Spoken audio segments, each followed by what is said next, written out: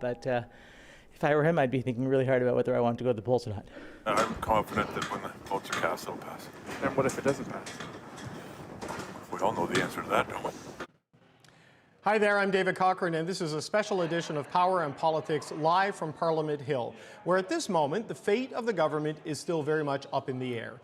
In about 1 hour and 45 minutes, the Liberals will face a confidence vote on the budget. So will the budget pass, or will this vote trigger a federal election?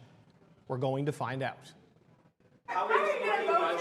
You'll see soon. Against what I had expected to say to you today, I'm going to vote yes. The Bloc will vote no.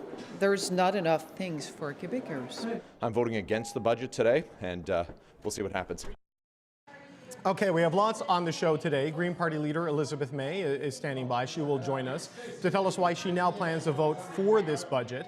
Plus, the Power Panel will be here to give us their take on how this vote could go down. And we are watching for any other reaction to this vote on the Hill. We'll bring you that live if it happens. But we're going to begin with the CBC's chief political correspondent, Rosemary Barton, who is here with me now on Parliament Hill. So, Rosie, we came into this day, the Liberals needing 2 opposition votes to guarantee the budget pass. They got 1 with Elizabeth May, so they're halfway there. Where does things stand at this hour? Yeah, I know you have a lovely graphic that you want to show people too, because there is also the game of abstentions here, which has happened in the confidence votes leading up to this moment on amendments and could well happen again.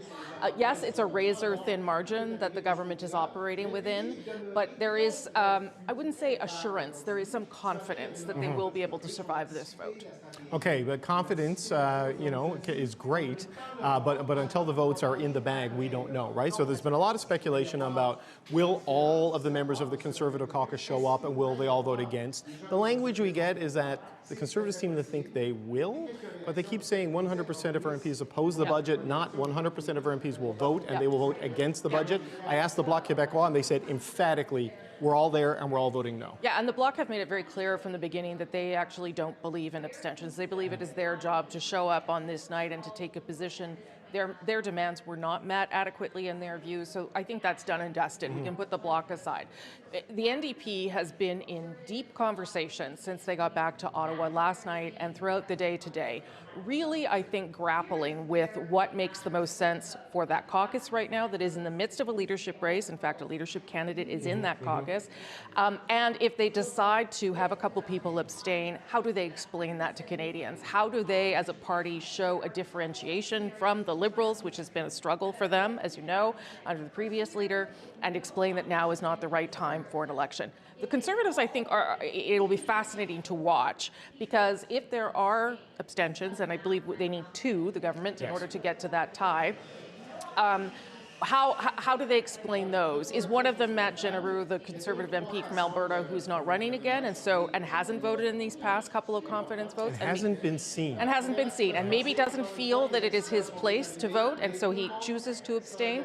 Is it because they have chosen strategically a couple of people? Because, listen, we know Conservatives don't want an election. If you talk to them, that is not what they are looking for at this point in time either. It would be tough to strategically, if you're the Conservatives, though, to find a way to let this go through. Yep. Given the last 2 weeks the leader has had, and certainly with what we saw and heard today in question period, the credit card budget, you're driving up the cost of food, you're driving up the price of this, you're driving up the prices of everything. It's a tough sell after taking that hard line. I think Pierre Poilievre, because of his leadership review in January, also wants a show of force, right? He wants to be able to say, we did everything we could to stop this from happening. But to that end, I also thought that the Liberals were very effective today in question period, reminding the Conservatives with every little measure in the budget what they would be voting against. Right. And that is the message that they will have to take to Canadians too. I didn't, if the government does fall, I wouldn't allow these particular things to go ahead for your community or your community because I didn't like the whole of the budget. Right. I think that there is still a little suspense. I'm not sure how great it is, though, given the decision by the Green Party leader. Okay, so and the Green Party leader, Elizabeth May, has joined us, and said we'll get to her in just 1 second. But the suspense, such as it is about the New Democrats. Yes. There was one New Democrat MP in question period today, I believe, Alexandra Boularice. I saw Heather McPherson, and I asked her, if she was going to vote for it or not. And she said, well, we're not going to tell you now. We'll tell you later. There are reports that maybe Don Davies, the leader, and Gord Johns, another BC MP, could abstain to allow this to go ahead. What do we know? about where the NDP are at this hour? I mean, very little. I know you've been working sources, as have I. They've essentially gone dark on me, to be quite honest. And they are, I think, trying to find the best point of leverage from the government. Is there anything they could point to as a give from the government in the same way that Ms. May, who's sitting here beside me, will explain to you? And then how do they justify what they're doing here today? I think it is probably more acceptable to NDP voters for them to allow the budget to pass than possibly anybody else here, right? This is the same swath of voters. The problem is it's a party that is trying desperately to rebuild, find a new leader, get up and above 7 seats. So it also needs to think about the long game here. I don't think we're in a space where the NDP can all stand up as a group and vote against the budget, because quite frankly, right now, they are not super aligned on everything, and that is also a problem. Okay, and Don Davies has a news conference scheduled for 6:45 Eastern Time or thereabouts, so right after we get the vote of the budget, the results of the budget vote, he'll come out and explain why they did what they did when they did it. Okay, that's the CBC's Chief Political Correspondent, Rosie Byrne, and Chiefly. She's kindly agreed to stick with us tonight as we watch and wait for the vote, so we're going to see Rosie later on throughout the show. We're going to bring in now the Green Party leader, Elizabeth May, who slipped into third chair here while me and Rosie were talking. She's here with me in the foyer of the House. My long-term ambition has been to co-host with both of you, so all my dreams have come true today. That's nice. Well, here you are. Well, look, you said after you asked the Prime Minister a question period today that you would be voting in favor of the budget.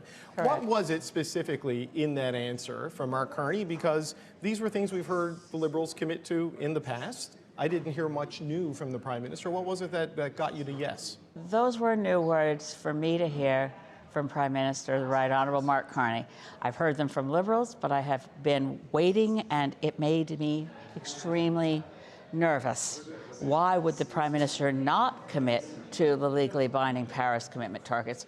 You saw the dance and the evasion of the questions for weeks leading up to the budget, including saying, well, I believe in results, not objectives. And so I'm not going to go back over that terrain, but for me, there was a clear commitment to the Paris Agreement, to climate action, and not just to the targets, but to achieving them. That's critical. And also to, of course, to reconciliation and to the nature agenda. These were such glaring absences in the budget that I was still reeling from that. I don't like the lot about the budget. There's no question. I've never loved every budget. But in this case, I think I'm doing the responsible thing. Okay, what Mark Carney said in question period was, I can confirm to the House that we will respect our Paris commitments for climate change, and we're determined to achieve them. But he's also canceled the consumer carbon tax, which has put a hole in the emissions plan. And the budget makes clear the emissions cap on oil and gas, if it's not dead, it is on life support and may never see the light of day. So words are one thing, actions and policies are another. And the actions have been to get rid of policies that were until recently core parts of hitting our Paris targets as a country. Absolutely. That was my first question in question period this spring to the Minister of Environment, Julie de Bruzen.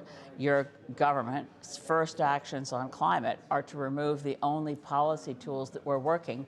When will we see a plan for what replaces it?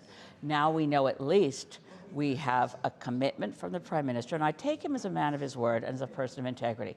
He's taken the personal stand now very clearly that passing this budget includes with it the commitment to the Paris Agreement, to achieving those targets, to delivering on the agenda on nature, which a lot of viewers may not know about. But these were substantive commitments, and we're in a time where I think Canadians want to see us as parliamentarians in a minority parliament pull together and trust each other enough to say, good, let's work together and do those things. Okay, so you want them to meet the Paris targets, but you said in the scrum you gave after question period that this is not a blank check. The Liberals can't count on you to vote for them in a vote of confidence every time. The next deadline for the Paris targets is 2030. That's right. So how do you hold him to the words he spoke today? if we're not going to know if he was true to his word until 2030? Well, the 2030 target was actually Stephen Harper's target. The 2035 target is the one that we're currently operating under, not to parse the language. It's a really bad record for any Liberals to defend that we're not on track to meet Stephen Harper's target for 2030. But what's critical is that we hold to as far below 2 degrees as possible, which means every fraction of a degree of global heating we avoid will save millions of lives. Hitting our 2035 targets is critical, and I know that with not using all the same tools that have been discarded and are now lying in either a trash bin or a recycling bin, there are other tools that can be used to meet those targets. Right, so the tool they seem to be relying on, certainly in the budget, is as a strengthened and more robust industrial carbon price. And I spoke with Dave Sawyer from the Canadian Climate Institute last week on the show, I believe it was, and he made clear you can do this if you really commit to the industrial carbon pricing and make that work in a robust and muscular way. You listened to question period in there. Every question was about from the Conservatives was about inflation and the cost of everything going up and blaming the industrial carbon price. You have Alberta, which has frozen its industrial carbon price. Saskatchewan, which is not imposing one. So to do this, it's going to require a feat of federalism that we haven't seen since Justin Trudeau got the premiers together to agree the carbon tax. And look where that is. Or use other tools other than very convoluted market mechanisms.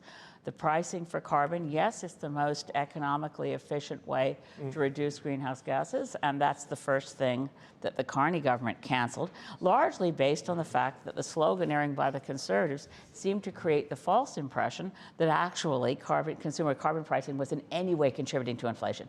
I can't roll that back. That got done. Right, but the industrial carbon pricing is a new target. But there are other tools, and we are not talking about them. So what I hope to have done in making my decision that the responsible thing is, A, Canadians don't want an election, B, as the way things were shaping up today, I thought we could have one by accident. We don't know where the votes are. You were talking earlier about, never mind, not going back into all that. My responsible decision, as I described myself earlier as a very cranky grandmother, is I need to see my government committed to reducing greenhouse gases fast enough to avoid going above 2 degrees Celsius global average temperature increase. That's our Paris target. To get there, we need to do things differently, and it means new tools, different toolkit than what we have now discarded. And there are other ways to reduce emissions other than complicated market mechanisms. But where are the Liberals showing you they're looking at other tools in their new toolkit? Because if you look at the major projects agenda, it's not that. I mean, there are new fossil fuel subsidies in this budget, right? There is a tax incentive for low carbon LNG, if you reduce your carbon it's on not the production low carbon, side. But anyway. On the production side. Yes. I take your point on the downstream emissions if you burn it. So there is that. And there is the talk of the industrial carbon price scheme being boosted up, but there's no other new mechanism. I mean, there's methane and things, but those are things that we've been talking about for a while. All I can say, David, is I had to make a decision, and it was pretty clear. It was a yay, a nay, or abstain. And when I got what I had been negotiating, which was a clear commitment that what was in the budget wasn't enough, that on these 3 areas of nature, commitments to protecting Canada's nature, and working to expand Indigenous reconciliation and deliver on the Paris targets. That work is not done based on the fact that the Prime Minister spoke those words. I have to embark in a minority parliament in a cooperative way that's built on trust to deliver what I think Canadians want to see, which is a degree of trust right now. Right, look, and I appreciate the unusual situation we're all in, but are you voting more as a final point, Elizabeth May, to avoid an election, or because you like the overall direction of the budget? Because you're voting for a budget with a fossil fuel subsidy in it. I don't like the budget primarily. I'm voting primarily because if I don't hear from my government that we're committed to reducing greenhouse gases and fast to meet our Paris Agreement targets, it means I'm leaving. I don't want to leave this. I'm not going to shuffle off this mortal coil and leave my 1-year-old granddaughter to find out how much I failed her after I'm dead and gone. I'm going to fight, fight, fight. So today is not over on the fight. Today is a day for saying, thank you, Prime Minister. Now, please, can we work together and find the tools that deliver on the target? I know you say your constituents want you to do this, but what about the party? That might be, is that a tougher herd of cats to pull together? Well, I love my Green Party colleagues, and I have been meeting extensively with my shadow cabinet, with key leading candidates like Mike Morris and Kitchener Centre. We are not scared of going into an election, but I know Canadians want responsible people to help them avoid an election. Right now, my goal is to make sure that when the Greens do go into an election with a newly elected leader and great candidates across the country, my political goal as party leader is to make sure we win a lot of seats. My personal goal as a moral, grown-up human being is to fight like hell for my granddaughter's future. Okay, Elizabeth May, we'll leave you there. Thanks so much. That's Green Party leader Elizabeth May voting yes on the budget, cutting the number of opposition votes the government needs from 2 down to 1. Thanks so much. Thank you. All right, on that math, the Prime Minister, Mark Carney, he was asked this afternoon about passing his budget. Let's break down the math. Prime Minister, how are you going to get your budget passed? More people are going to vote for it than against it. Now, there are 169 Liberal votes. The Speaker was elected as a Liberal, but only votes in a tie. And there are 173 opposition MPs. If all the Liberals vote for the budget and all the opposition voted against it, the budget would fail and we would likely be headed to an election, because it would be a sign that the government doesn't have the confidence of the House of Commons. But as we just discussed, Green Party leader Elizabeth May will support the budget, bringing the number of votes against down to 172 and those in favor of the budget to 170, which means the budget could still fail. So the Liberals need one more opposition MP to vote for the budget. That would bring both numbers to 171, a tie. And in the event of a tie, the Speaker votes to maintain the status quo. In this case, he would vote for the budget and it would pass. So let's reset things to play out another scenario. The Liberals plus Elizabeth May is 170 votes for the budget. Now, the government could still pass the budget without any more support if 2 opposition MPs abstain from voting. Basically, they just don't vote. The number of people opposed to the budget goes down to 170, another tie, and the Speaker would vote to break that tie. Okay, so there you go. It's all clear, that math. There was some optimism from some Liberal MPs ahead of the confidence vote in the House today. Do you think that this budget's going to pass? Yep. Why is that? I don't know. I really hope that MPs decide to support this budget. I can only control my own votes, and I know which way I'm going to be going this weekend, but I'm optimistic. This is the budget that we just campaigned on. And I hope the opposition will find it in their hearts to support the Canadian people. You'll know that all of the Liberals will be in the House supporting Canadians. Canadians have confidence in our budget, and we'll have a positive result this evening. I'm confident that when the votes are cast, it'll pass. I'm confident that we're working for Canadians and we have a strong budget that delivers for our economy. My guess is a bunch of folks are not going to show up. A few abstentions, and then we'll see maybe some surprises. Okay, let's look ahead to the vote now with the Power Panel. We've got Vandana Cotter. She was an advisor to former Liberal Prime Minister Justin Trudeau. Cheryl Oates was Director of Communications for former Alberta NDP Premier Rachel Notley. And here with me in the foyer of the House of Commons, Kate Harrison is a Conservative political analyst, and Rob Russo, no, that's not Richard Gere, that's Rob Russo. He is a Canada correspondent for The Economist. No, I mean, Richard Gere is on Parliament Hill today. He'll be here a little bit later. Richard Gere, but I would be prepared to take... I think even closer to you, Vandana, we've never seen Richard and Russo in the same room at the same time. I'd take the crumbs off the man's in the table. House of Commons. Vandana, how nervous are your Liberal friends and former colleagues about where things stand right now? I mean, there is still a bit of a frenzy. They've got one from Elizabeth May. They still need one more or a couple of abstentions. Where do you think things are? I think that, I wouldn't say nervous. I think I would agree the government's flying a little close to the sun, and I think Prime Minister Carney is going to assume that the opposition will blink first, but I think overall they feel very confident in the budget. I think most importantly, they feel confident that Canadians don't want an election right now, and they don't see a compelling reason for anyone to go to an election based on this budget. So I feel that while they're still, trying to figure things out throughout this afternoon, I think overall, if they were to bet, they bet the government's not going to fall today. Okay, Cheryl, what's your view on it? I mean, it is possible it could fall. I would agree it's not probable it will fall. But, you know, events, dear boy, events, as they say, and mistakes do happen.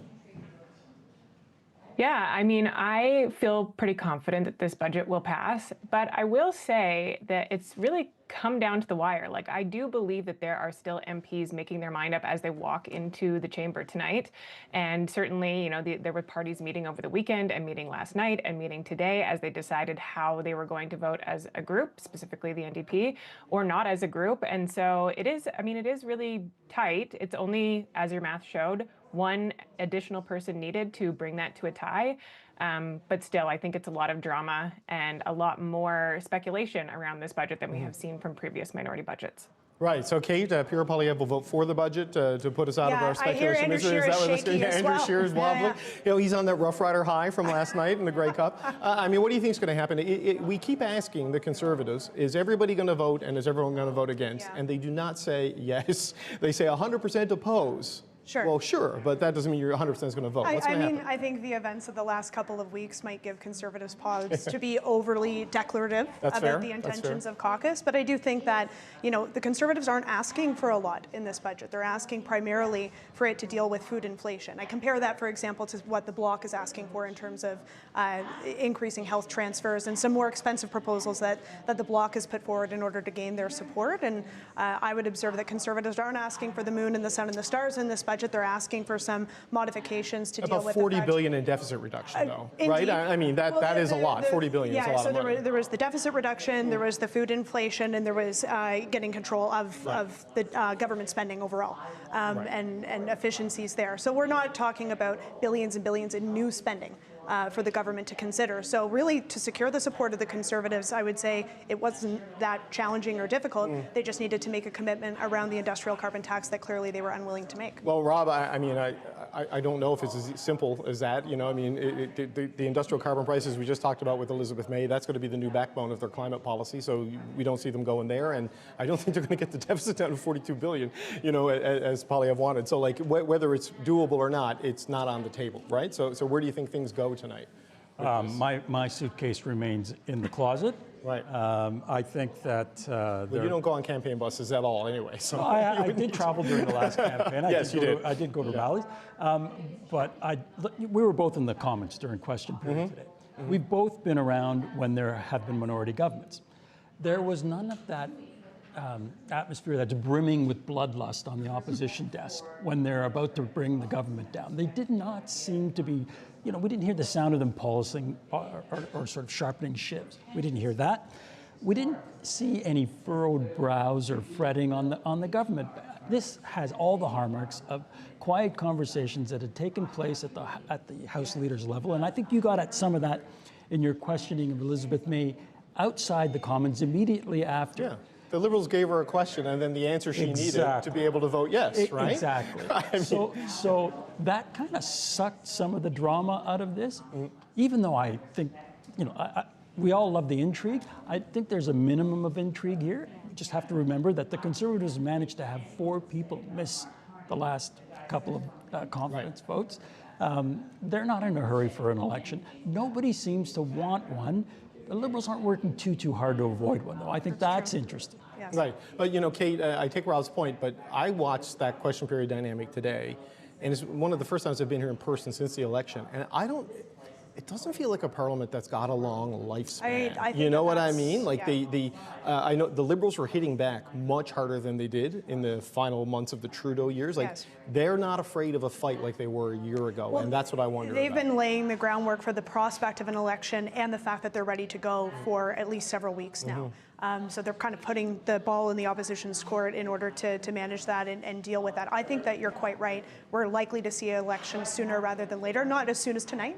But I do think that 2026 might be the key. I think it's why you're seeing the Liberals work so hard to try and secure a majority now, because it's going to become more challenging for them to do that as the economy worsens and as I think they fail to meet the promises that they've laid out for Canadians. I think they'll want to look to call time on the lifespan of this government and go sooner rather than later. So Vandana, clearly there's been rhetorical attempts to put the pressure on the opposition.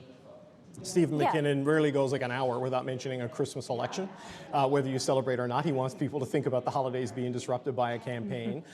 We obviously know they did enough to get Elizabeth May. I mean, what else is on the table? They're unlikely to meet the Conservative demands, but like, what do they offer to the NDP other than the chance to avoid an election by figuring it out amongst themselves? I think that's it. I don't think Prime Minister Carney is going to give in to his budget. I think he's very confident in his budget and confident that Canadians will see his budget is a good plan for the economy and for Canadians overall, especially given what's happening with the United States and the shifting external environment right now. So I don't think there's any offer on the table. And I think for him, he feels like he wants to be authentic in his plan for Canadians. I think if he starts horse trading different things, it can have people question whether he feels confident in what he's putting forward. But I think he says, okay, like, I'm good with this budget. I think Canadians are overall good with this budget.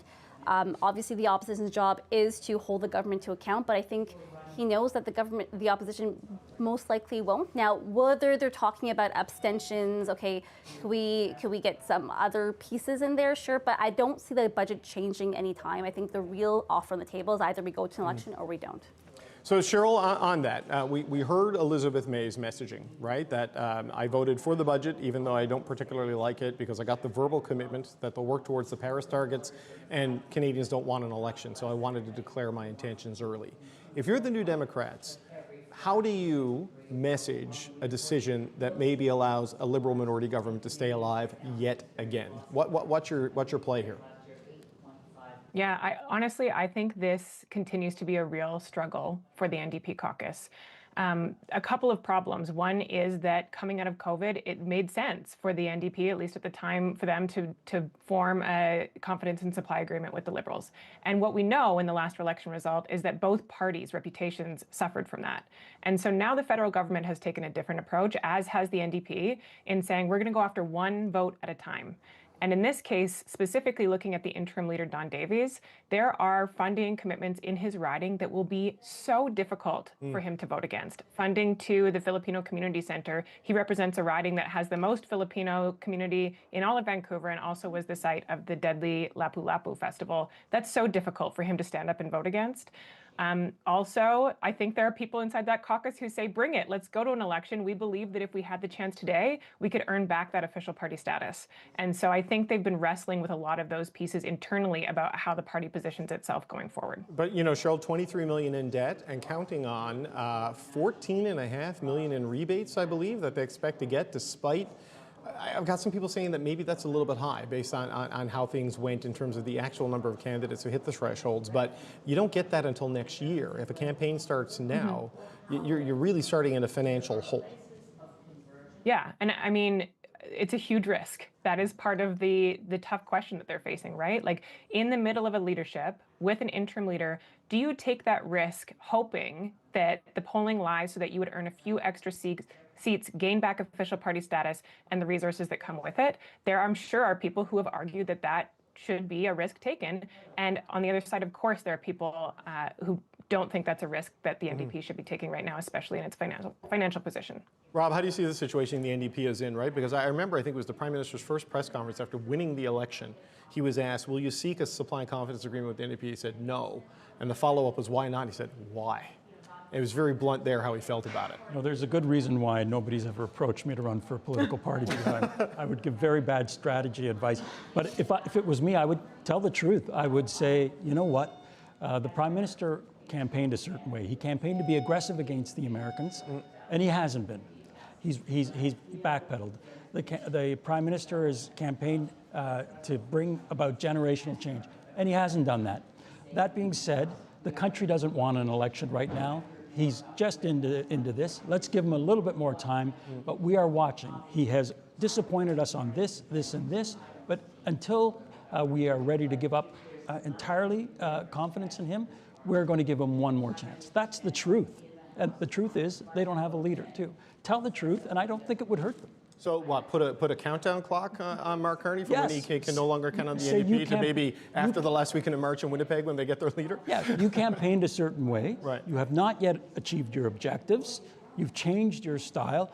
The country doesn't want an election. We're going to listen to our constituents, and while we're listening to our constituents, we're putting him on notice. This time he gets a pass. All right, so Kate, you were nodding along as Cheryl talked about the little infrastructure projects that are all listed out. Like there's a university in Nunavut for Laurie Idlut's riding, Yeah, I wonder right? how they came to that No, I conclusion. mean, it's just a remarkable series of little breadcrumbs right across the various opposition swing ridings that they either came second in last time or no, they might be able to sweeten the pot for a yes vote or an abstention tonight. I mean, is it as simple as that, do you think, for people like Don Davies, or is it to be the good guardian of the state of the NDP tonight? Don Davies has a number of hats to wear. He has to wear the hat as a local member of parliament for whom, they'll see significant budget, investment in a key community involved in his constituency.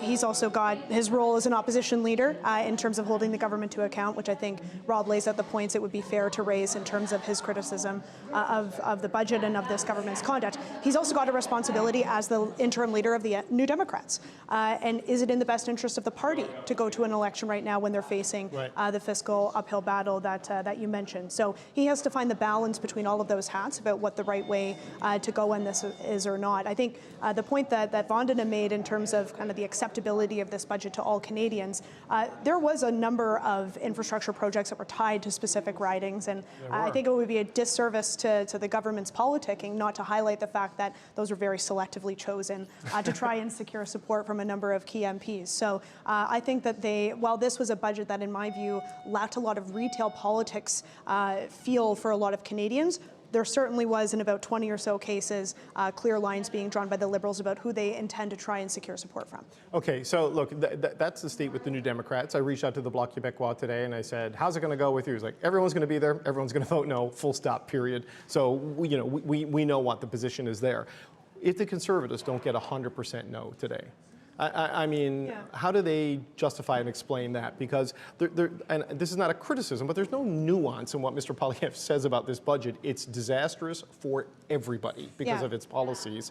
How do you then not do everything you can to stop it if it is as bad as he says? Yeah, I mean, it's a fair question, and the Conservatives also have a number of hats to wear. They're there to hold the government to account. I think it is really difficult for Conservatives to look at that increased deficit number and some of the missing links there in terms of food inflation and prices and dealing with the legacy issues around environmental assessment, for example, some of these challenges that have existed to getting major projects built, and vote for it. So I don't know if the question will be on the Conservatives as a whole to answer as much as MPs who might abstain or choose to go the other way, which I doubt will happen. Right. But if there is an abstention, I would expect a lot of focus on what it is about that deficit number that is acceptable to Conservative MPs. They keep linking the deficit, we saw it today, to food, to baby formula. Headline inflation is going down. There is a problem with food inflation, but if the deficit was driving inflation, it would be in all sectors and all cost areas right across the board, not just in some specific areas. It would suggest that it is more specific circumstances to food and other things that go beyond it. I know they point to the industrial carbon price, but there's not a lot of economic evidence to back that up. The actual throughputs of that is pretty small, especially with the carve-outs and the exceptions. At the same time, we are seeing record food bank use. Sure. And the debt to GDP ratio is rising. Not that that's necessarily tied to food inflation, but I think Conservatives are pointing to kind of the amalgamation of policies that have been brought in by this government that are increasing costs for Canadians. Okay, look, I just want to play a clip of the exchange between Prime Minister Mark Carney. He took one last opportunity to sell that budget to opposition MPs in the House of Commons today. And of course, Conservative leader Pierre Poilievre said Canadians can count against support from his party. Have a listen to this. Prime Minister's costly deficit gambles our future on the national credit card. And it drives up food, housing, and tax bills. Why isn't the Prime Minister breaking his word and forcing Canadians to pay higher inflation today and higher taxes tomorrow for his costly credit card budget? Just as it has been every month when I've been Prime Minister. Canadian wages have grown faster than the rate of inflation. Canadians are getting ahead. We are creating jobs despite the attack on this economy by the Americans, despite by the obstruction of the opposition. This is an opportunity to build our country. The vote is today. Stand up and be counted. Okay, Vandana, why don't you pick up there? I mean, it's pretty clear how Mr. Poilievre views this suite of policies, and if the Conservatives do all oppose it, as they said, 100% attendance, 100% vote no would be the expectation, would it not?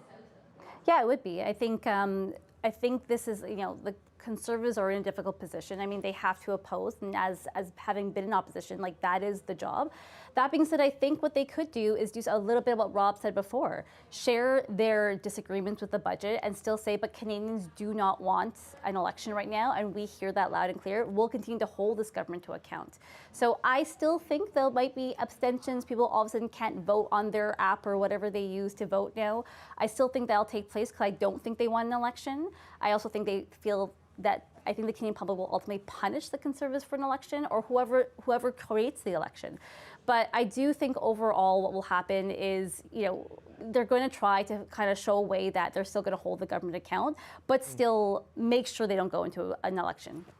Cheryl, I mean, we knew this vote was coming. It's just after a break week. There's plenty of time to plan travel to here.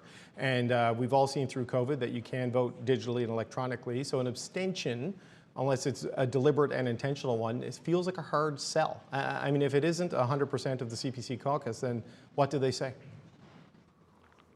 Yeah, I mean, if you are abstaining, you are making a choice. And I think anyone who chooses not to vote in this will have to be accountable for their decision not to participate in the vote tonight. And that goes for members in all parties. But in the case of the Conservatives, where based on that messaging, I would say that the Conservatives are not confident that they will not have abstentions in this vote, I think if that's the case, this is the beginning of a much larger drama for the Conservatives.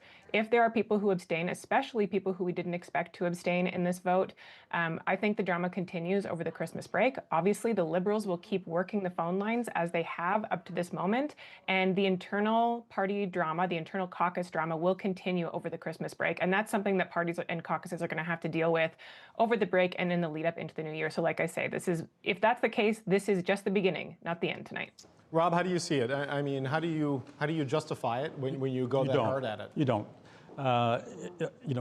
We heard about technical snafus. We heard about travel.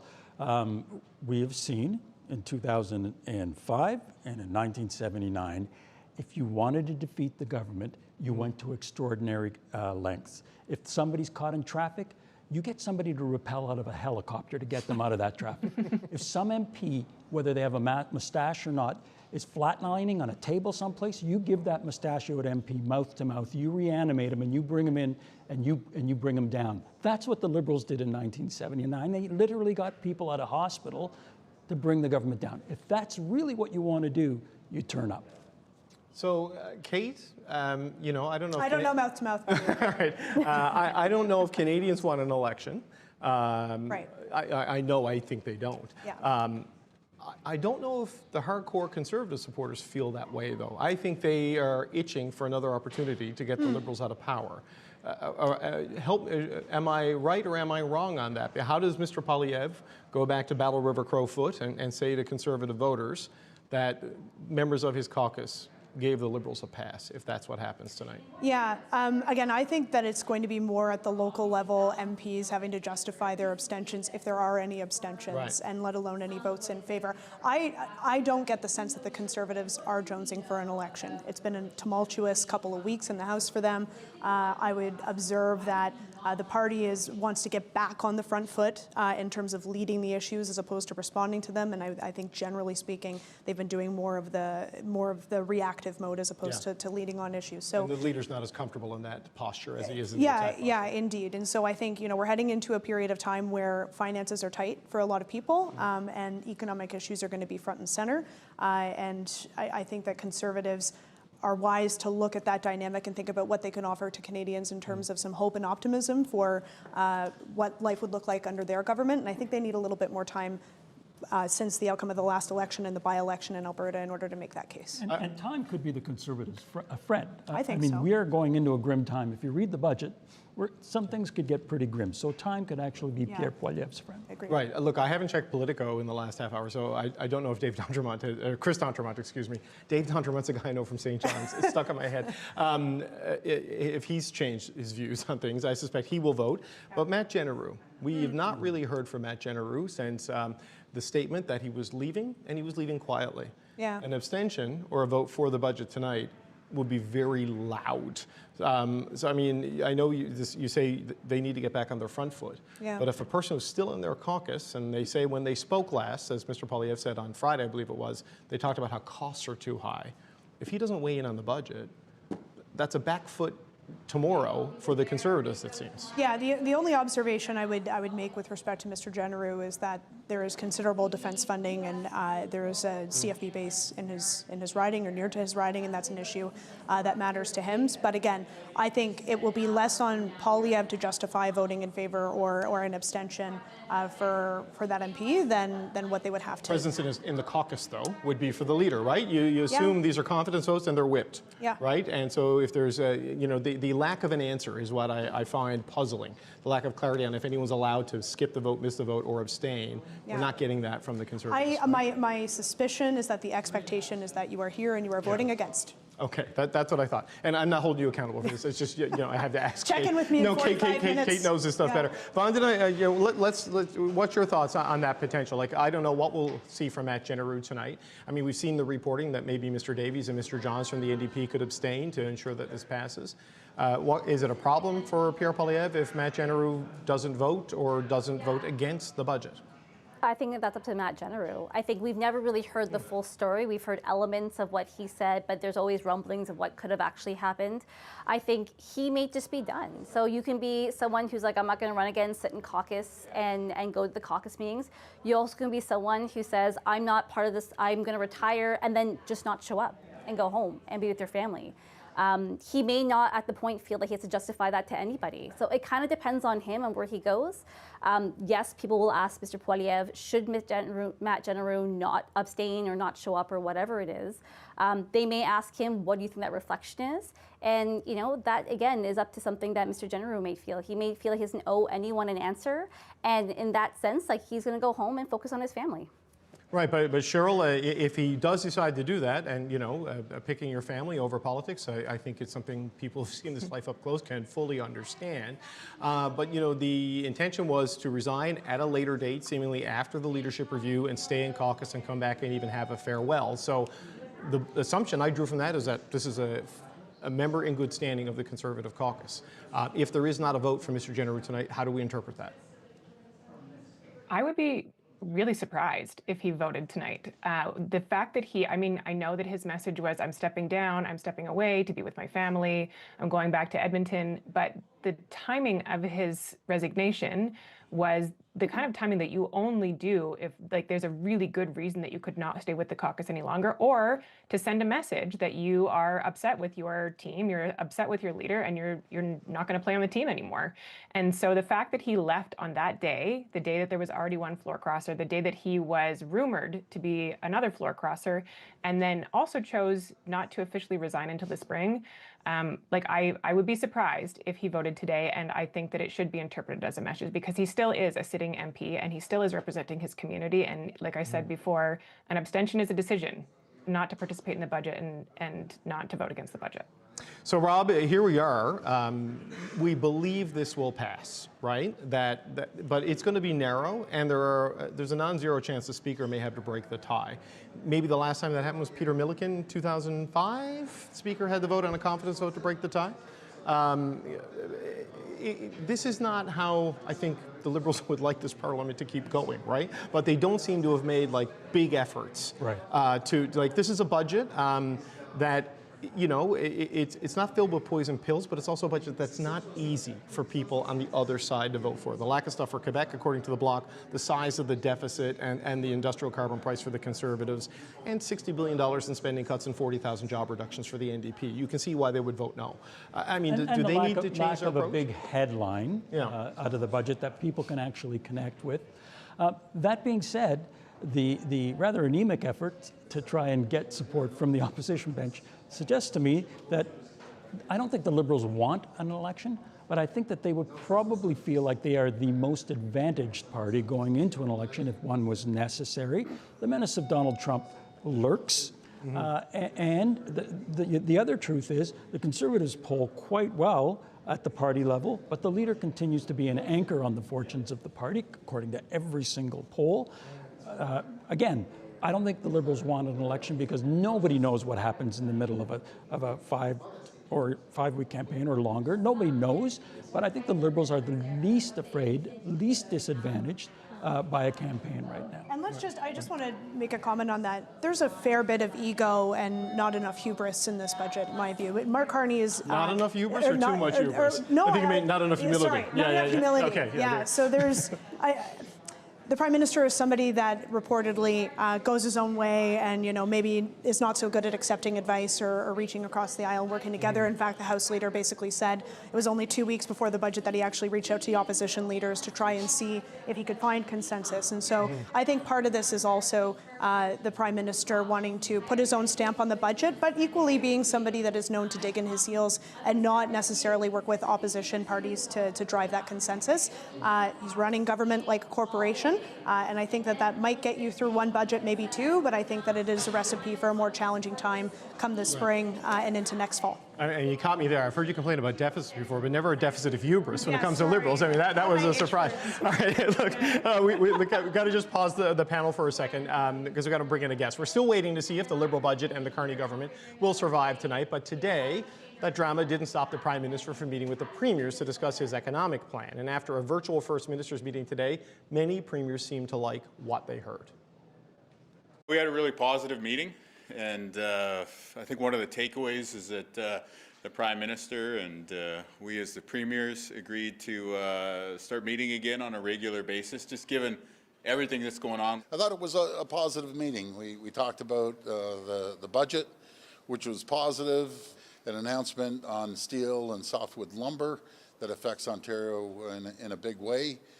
He'll be addressing that over the next week or so. Of course, we talked about softwood lumber, so I was pleased to hear Prime Minister Carney state that a new package is coming that he described as significant.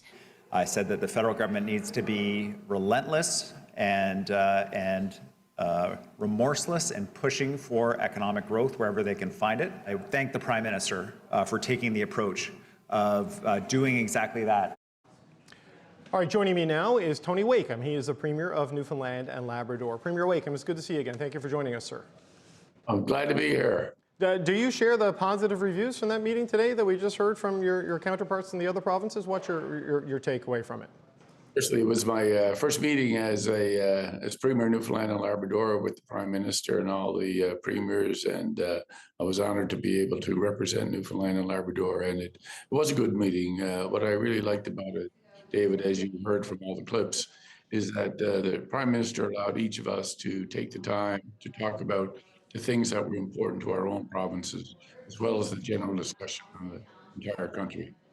Right, but did he give you a sense in any way? Did the Prime Minister explain to you or the other premiers how things are maybe moving on the big Canada-US file, if they're any closer to restarting talks, or is it truly as stalled as it seems from the outside? I think there's always talks that are ongoing. Obviously, the Prime Minister is not going to share them publicly at this time, I wouldn't think. He's obviously working hard to try to get that resolved. We did talk about U.S. tariffs. We also talked about the Chinese tariffs, which have had an impact on the province of Newfoundland and Labrador in terms of our fishery. Right, and did you get a sense of whether there's any hope of movement, maybe before the end of the year? I know we heard from a lot of the premiers, there, certainly Premier Canoe, Mr. Wakeham, that this needs to start happening a little bit more regularly because there has been some complaints about an information deficit. I mean, how frequently do you think you will be getting updates from the Prime Minister on where things are? Well, that's one of the things the Prime Minister committed to doing. Obviously, the budget was brought down. There's a lot of details that we'd like to find out about the budget. A lot of discussion around nation-building projects. So I took the opportunity to talk about one of the things, a project that's already started, ongoing, and that's Beta Nor development. And there are things that the federal government could do to make sure that project goes ahead, which would bring billions of dollars of investment to Canada and our province. Things like the emission cap, which they talked about, the elimination of in the budget, but also the Atlantic Investment Tax Credit, which is another part of that. So those are things that are important to us. The Atlantic Fisheries Fund is due to expire at the end of March. There was no mention of that in the budget. That has a significant impact on our province and was also mentioned by New Brunswick. Right. Sorry, Premier. I just wanted to ask you a follow-up on the Bay du Nord question that you raised there. And for people not from home, that this is the next potential offshore oil development in very deep water off the continental shelf. The Norwegian company Equinor is the proponent there. But your predecessor, former Premier Hogan, was looking for the reintroduction or the inclusion in that project in a tax write-down program that would essentially help get them to the point where they could maybe go ahead with sanction, if I'm not mischaracterizing it. Did you get any clarity and certainty on that? Because I think it's next month, Equinor has to make a decision on whether or not to move to the next stage of that particular project. And that's what I just talked about, the Atlantic Investment Tax Credit that could be available. That would make a significant difference.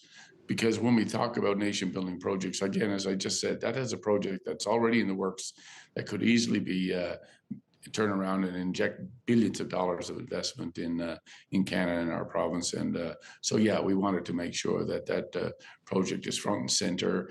Defense spending is obviously a big announcement in the budget to talk about the increase in that. You know, we have the facilities, we have the workforce, we have the resources, and as a country, if we're going to engage in nation-building projects and defense spending is part of that, then we would expect that Newfoundland and Labrador would be part of that spend as well. But did you get any answers on those things today, Premier Wakeham, in terms of a yes or a no, or we'll look into it, or do you just get a chance to raise it in terms of whether the ball got moved? Exactly. Today was about going around, doing a roundtable discussion, everybody talking about what was of some of the challenges that we raised. I'm looking forward to going to Ottawa, actually. I've spoken with the Minister of Fisheries, Ms. Thompson, and talked to her about setting up a meeting with the Prime Minister, because I think it's important for us to be able to go up and talk to various ministers to talk about these important issues.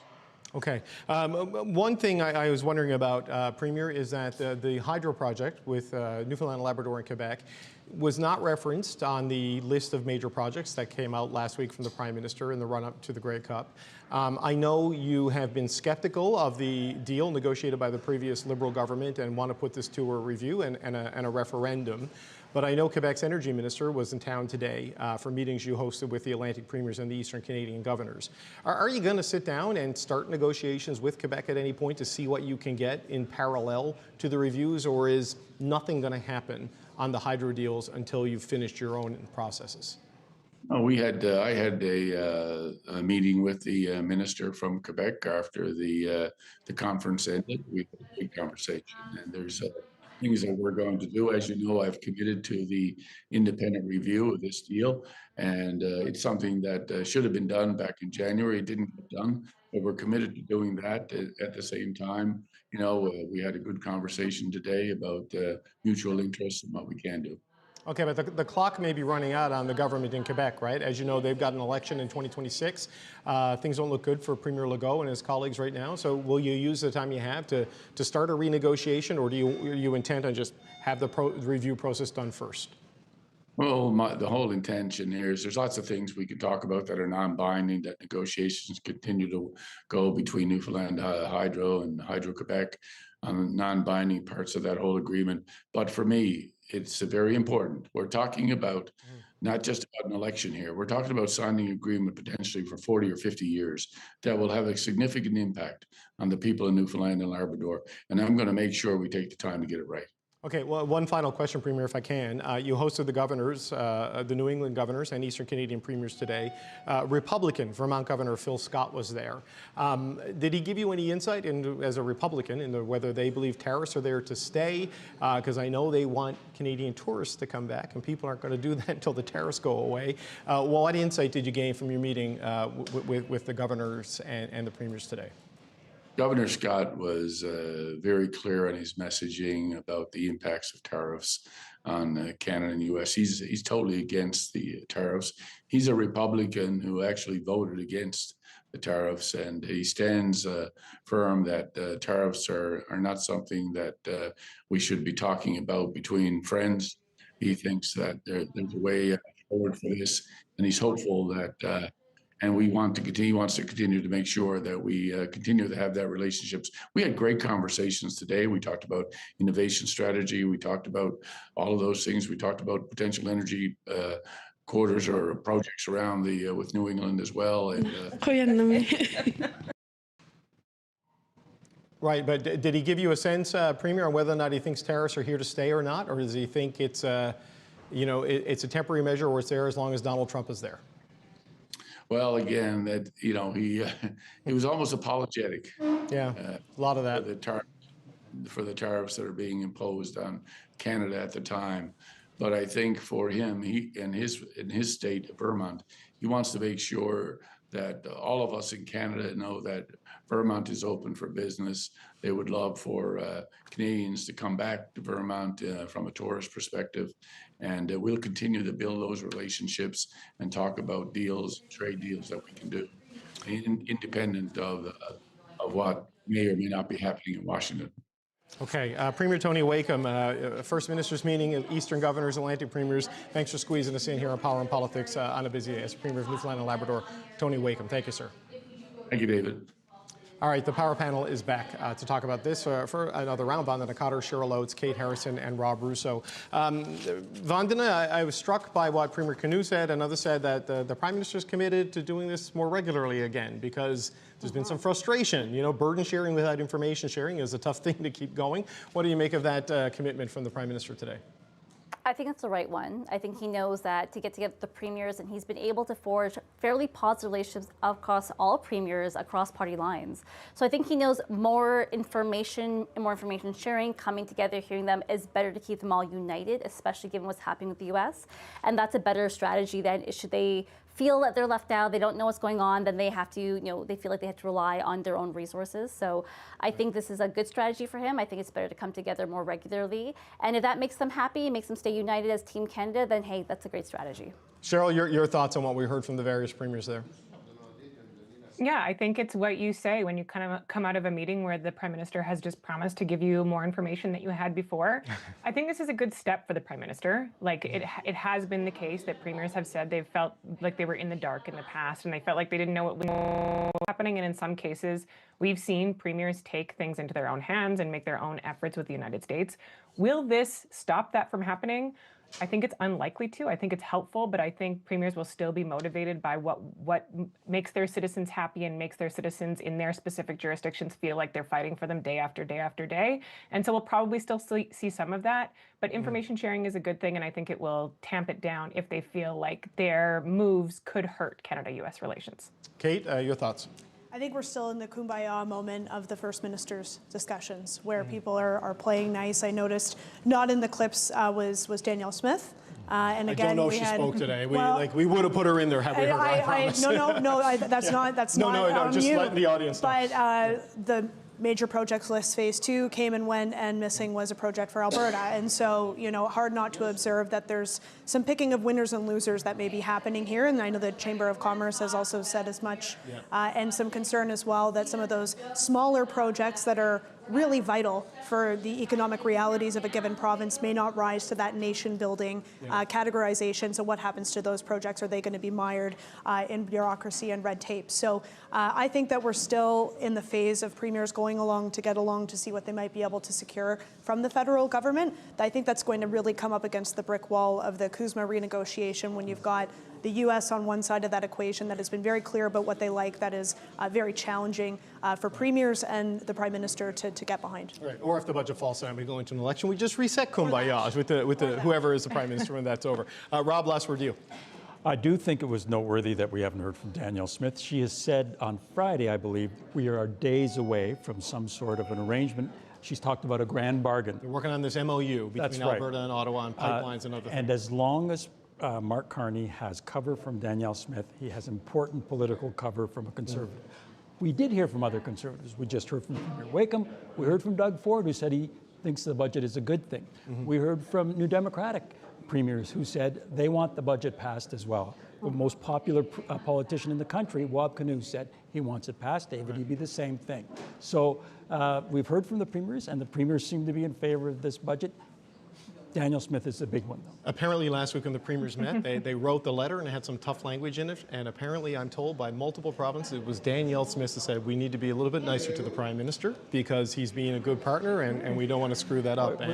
We might have to send a lot of some time of to these be people alive. over to the Middle East if they can resolve federal-provincial relations. I know. What a time to be alive in Canadian politics. Look, we got to say goodbye, but I want to thank you all. This extended edition of the Power Panel. Vandana Cotter, Cheryl Oates, Kate Harrison, and Rob Russo. Thank you all so much. There's still lots more to come on this special edition of Power and Politics, including maybe the fall of the government. We have our eyes on the House of Commons, where MPs will vote on the federal budget. That confidence vote is expected within the hour.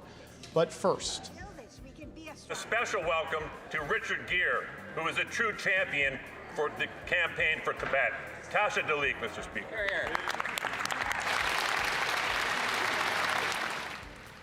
applause there in the House of Commons for a celebrity who was watching from the gallery. Up next, Golden Globe winning actor Richard Gere joins me to talk about why he is in Canada and on Parliament Hill today. Stay right there.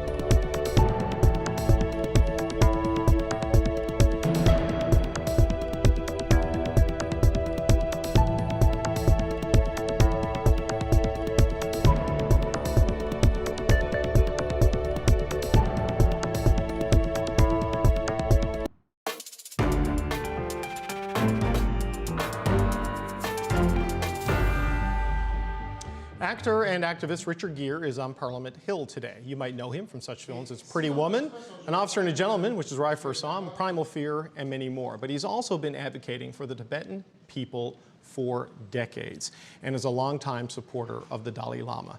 Well, Richard Gere joins me here in the foyer of the House of Commons. Richard Gere, you've picked a heck of a day. I see these pictures of me with glasses. Yeah, look at that. Cataracts removed and I don't wear glasses anymore. All right, well, I think I got them because I've been wearing them since I got this show.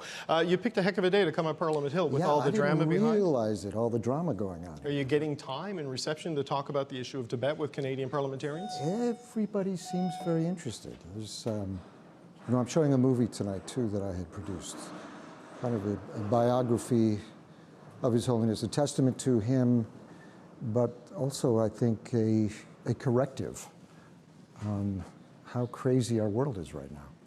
It's not been a stable time. Certainly, there's a lot of great power tension between your country and China, and it's sort of disrupting a lot of things. And as my country and your country. Well, yeah, we feel like kind of collateral damage on that one, though.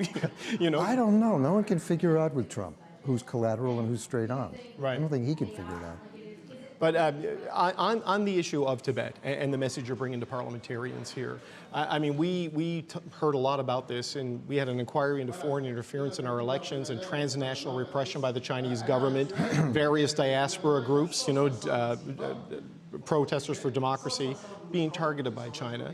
Tibet gets overshadowed by concerns about Taiwan, it seems, more often now. I mean, what message are you trying to drive home to lawmakers in Canada about Tibet tonight? Human rights matter. It matters what we do and we say in the world. Rule of law means something. And Tibet, the short version is that after Mao chased out Chiang Kai-shek to Taiwan, with the encouragement of Stalin, he next invaded Tibet. So this is 1949, 1950. And since then, it's just become more and more brutal. In 1959, the Dalai Lama narrowly escaped into exile, into India, where he still lives. And it was just his 90th birthday in July of this year. But what an extraordinary life. And I think through exploring his life and what Tibetan culture means, which he is kind of the avatar of, it's what the world needs right now. A sense of wisdom, a sense of compassion, a sense of how interconnected we are as people, but as nations as well. And then we have points of view, this authoritarian point of view, this kind of America First craziness, MAGA craziness, which kind of disallows what science tells us, that we are deeply connected and we mean something very important to each other. So is this visit here, is this a call to action or to provide this story as an example to follow? I think everything is a call to action with the Tibetans. The Chinese get crazy. And why? Because this is complete compassion, nonviolence, and inclusion from the Tibetan side. All they want is their culture. And the Chinese have done everything they can to destroy it, erase it. And the most recent is, unfortunately, something that happened here and happened in the U.S. too, is the taking the children away to boarding schools, erasing their history, erasing their language, taking that away from them, giving them a false sense of who they are, what it means to be a Tibetan, and even to disavow their own families. We've seen that with Russia and Ukraine as well, right? Yeah. The forceful abduction of Ukrainian children. Also the rewriting of history. Right. You know, from the Russian side, there's no Ukraine. There never was a Ukraine. There's no Ukraine language. There's no Ukraine history. The same, very similar. Of course, Tibet is actually the civilization is much more ancient than the Chinese, and especially the Han Chinese, which is very recent. When you arrived on Parliament Hill today for your meetings and the reception you hosted, you had the, I'm going to say, misfortune of walking in through the door where my colleagues are always staked out with the cameras waiting for parliamentarians. I was one of the, yes, I was in the crowd. I was in the crowd. Horrible people harassing me. Well, you were asked what, my colleague Stephanie Levitz, who's going to be sitting here in just a little bit, she asked you how you felt about Canada restarting relationships with China. Because obviously the cause of Tibet is important. China is, an actor in that particular drama. And you said we should all be talking to each other. Yeah, we should be. And I have no problem with everyone talking to the Chinese, but you have to have your eyes wide open. The Chinese have a 100-year plan that they're probably 50 years ahead of already, because they're built on taking over vacuum space. As the U.S. pulls out, the Chinese take it over. If there's a conflict within a country, they empower themselves to insert themselves into it. The Chinese have a long game here, and anyone who's made an agreement with them, expecting that there was going to be something to gain on their side, has been abused in the process. And we can see this clearly over the last 10, 20, 30 years. The kind of havoc that has been caused by these Chinese agreements. You said, though, when asked about that, you also said you were more worried about what's happening in the relationship between our two countries because of this disruption. Special relationship between the U.S. and Canada. Well, the pivot to China is kind of to diversify economically, right? Because it exposed the integration and over-reliance. Right? The U.S., of course, you've got to look for other markets. And I caution everyone to not think this is a definitive moment. This will pass. Trumpism will pass. And this very special relationship between Canada and the U.S. will come back. And this sense of we have a mutual responsibility to each other, which is good. And there's a basic trust, a basic kindness, a basic respect for each other. So this will go away. Trump will go away. This mentality will go away. But in the meantime, if these relationships, which will be one-sided with China, are allowed to gain roots, it'll be very difficult to change them back to where they were. But I wonder, like, I think a lot of Canadians will hope you're right, that Trumpism will pass and things will go back. Guaranteed. Because I know the other Republicans, they're just terrified of this guy. It's not that they believe in what he says. But you are what your actions say you are, right? He's an incredibly good manipulator. Mm-hmm. But he is, Congress is not, Congress can end the tariffs tomorrow. Yeah. And it's not doing it, right? Well, maybe the Supreme Court. Sure. The Supreme Court is looking at that right now. Does the president have the ability to do that under law? And even, which is his Supreme Court right now, he's on the fence about that. But I wonder, though, about your optimism, because you look at it from afar, and we follow it every day. I would prefer to be. Look, I always, it's always better to be hopeful than afraid. By being a pessimist. But you look at what has happened with the Republican Party. It went from small C conservative to kind of big C cult when he took over. Yeah. And if J.D. Vance is the next guy, basically those good people are still there. They're just hiding right now. They're waiting for him to get off the stage, and that will happen at some point. So and the way he's been behaving, maybe mentally he's not there. Physically, I mean, clearly he's not there. So we don't know how long, if he can even last out the 4-year term. Right. Well, I mean, you looked at me like, I mean, look, we're only like 8 or 9 months into this thing, Richard. This is a lot of time left to go, right? And a lot can happen. Look, you said you're going to show a film tonight on the Dalai Lama, and you've had your meeting with parliamentarians. Who are terrific people, I must say. Yeah, they're pretty good. Terrific. When you strip away the partisanship, there's real good people. I was watching the debate going on there today, and a lot of that is brinksmanship. It's fun. Yep. They're having fun going through this process.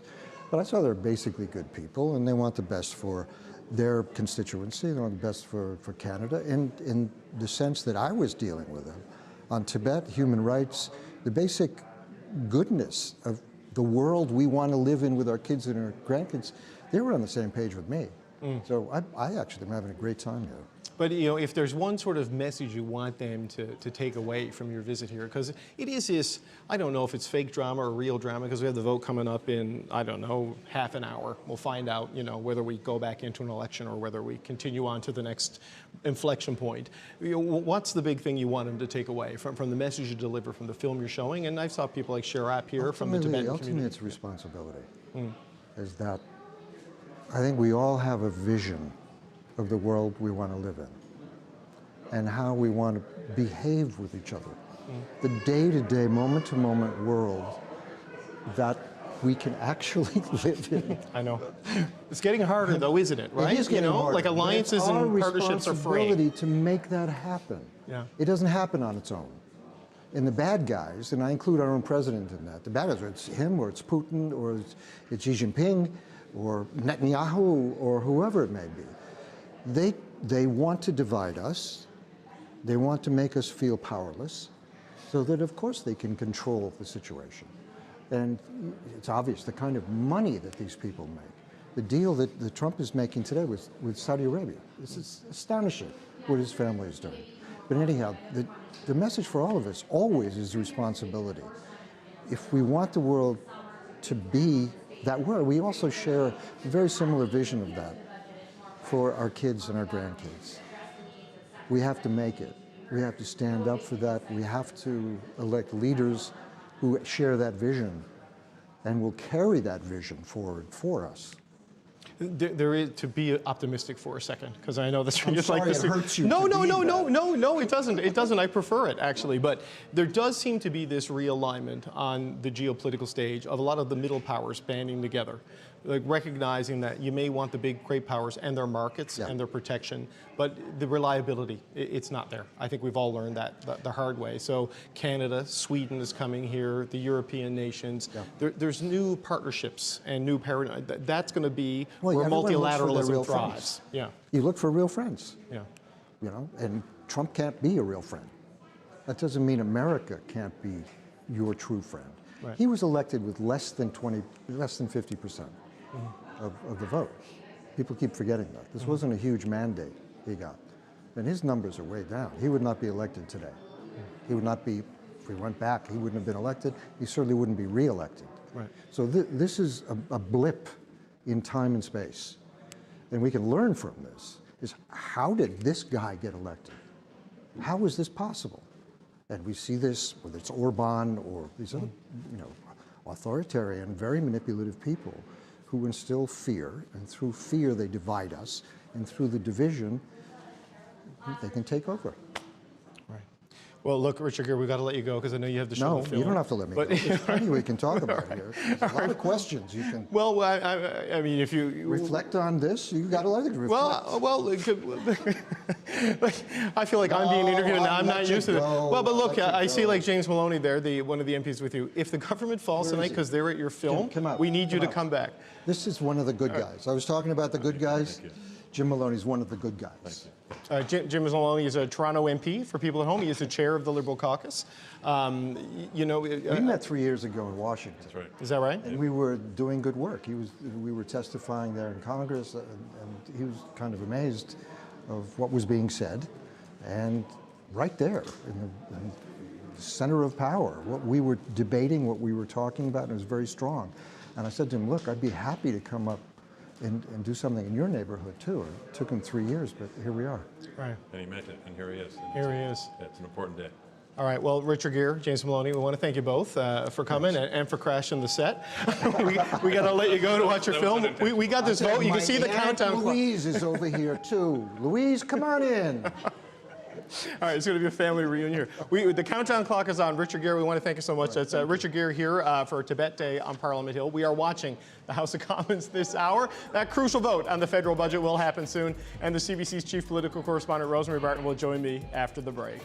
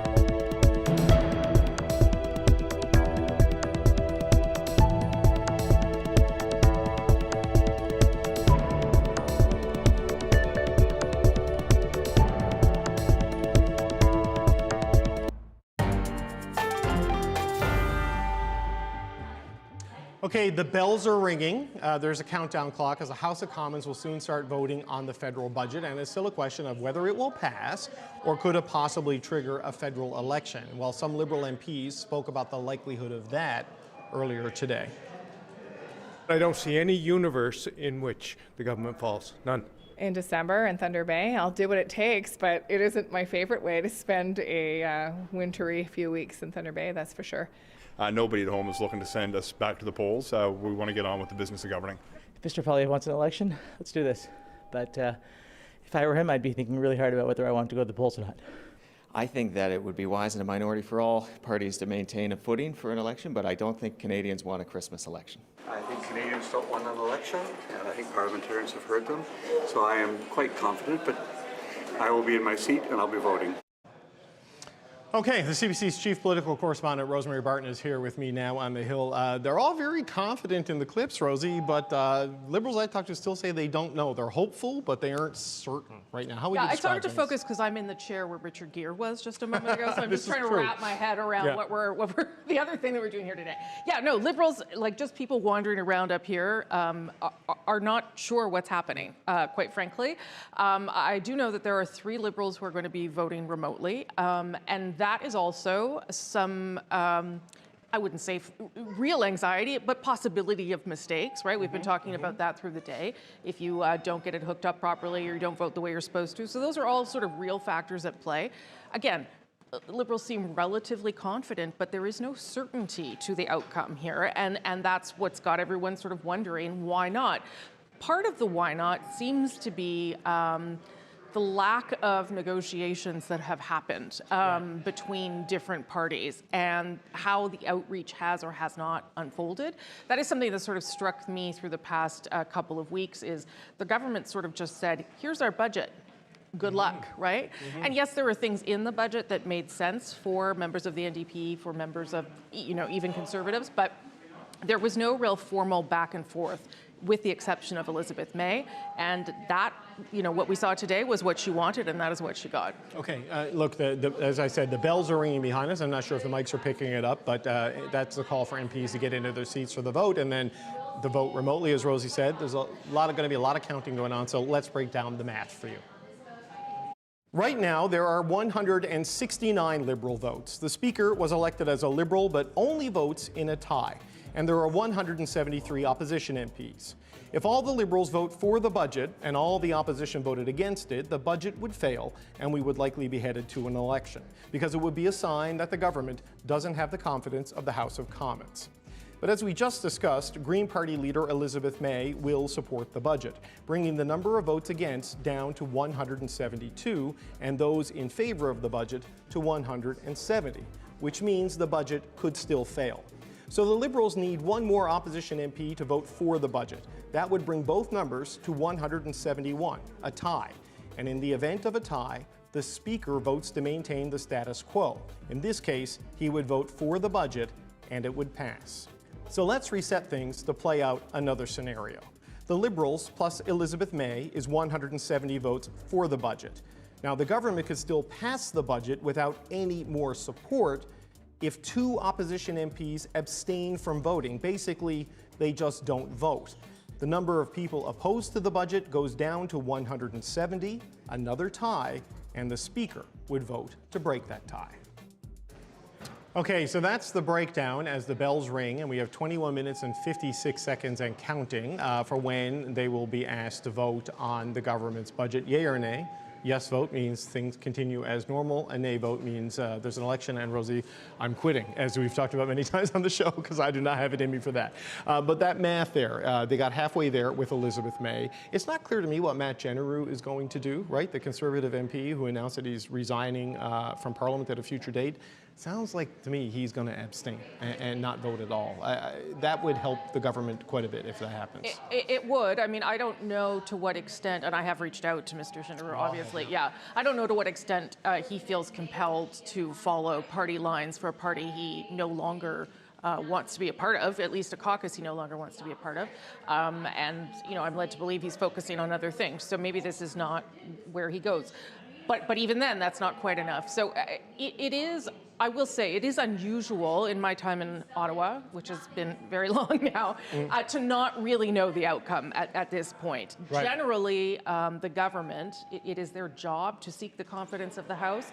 Nope, there's Minister Champagne making his way. I mean, it's his budget, so you know, he is the John Crosby in this scenario if we compare it to the Joe Clark government falling back in 1979. Though, but you're right, the lack of clarity is truly something. I just texted someone who's involved in the vote counting. I said, any clarity? And they're like, not yet. Yeah. And well, 20 minutes and 25 seconds. Yeah, and maybe it's because it all hinges on the NDP and they have been so quiet for so many days.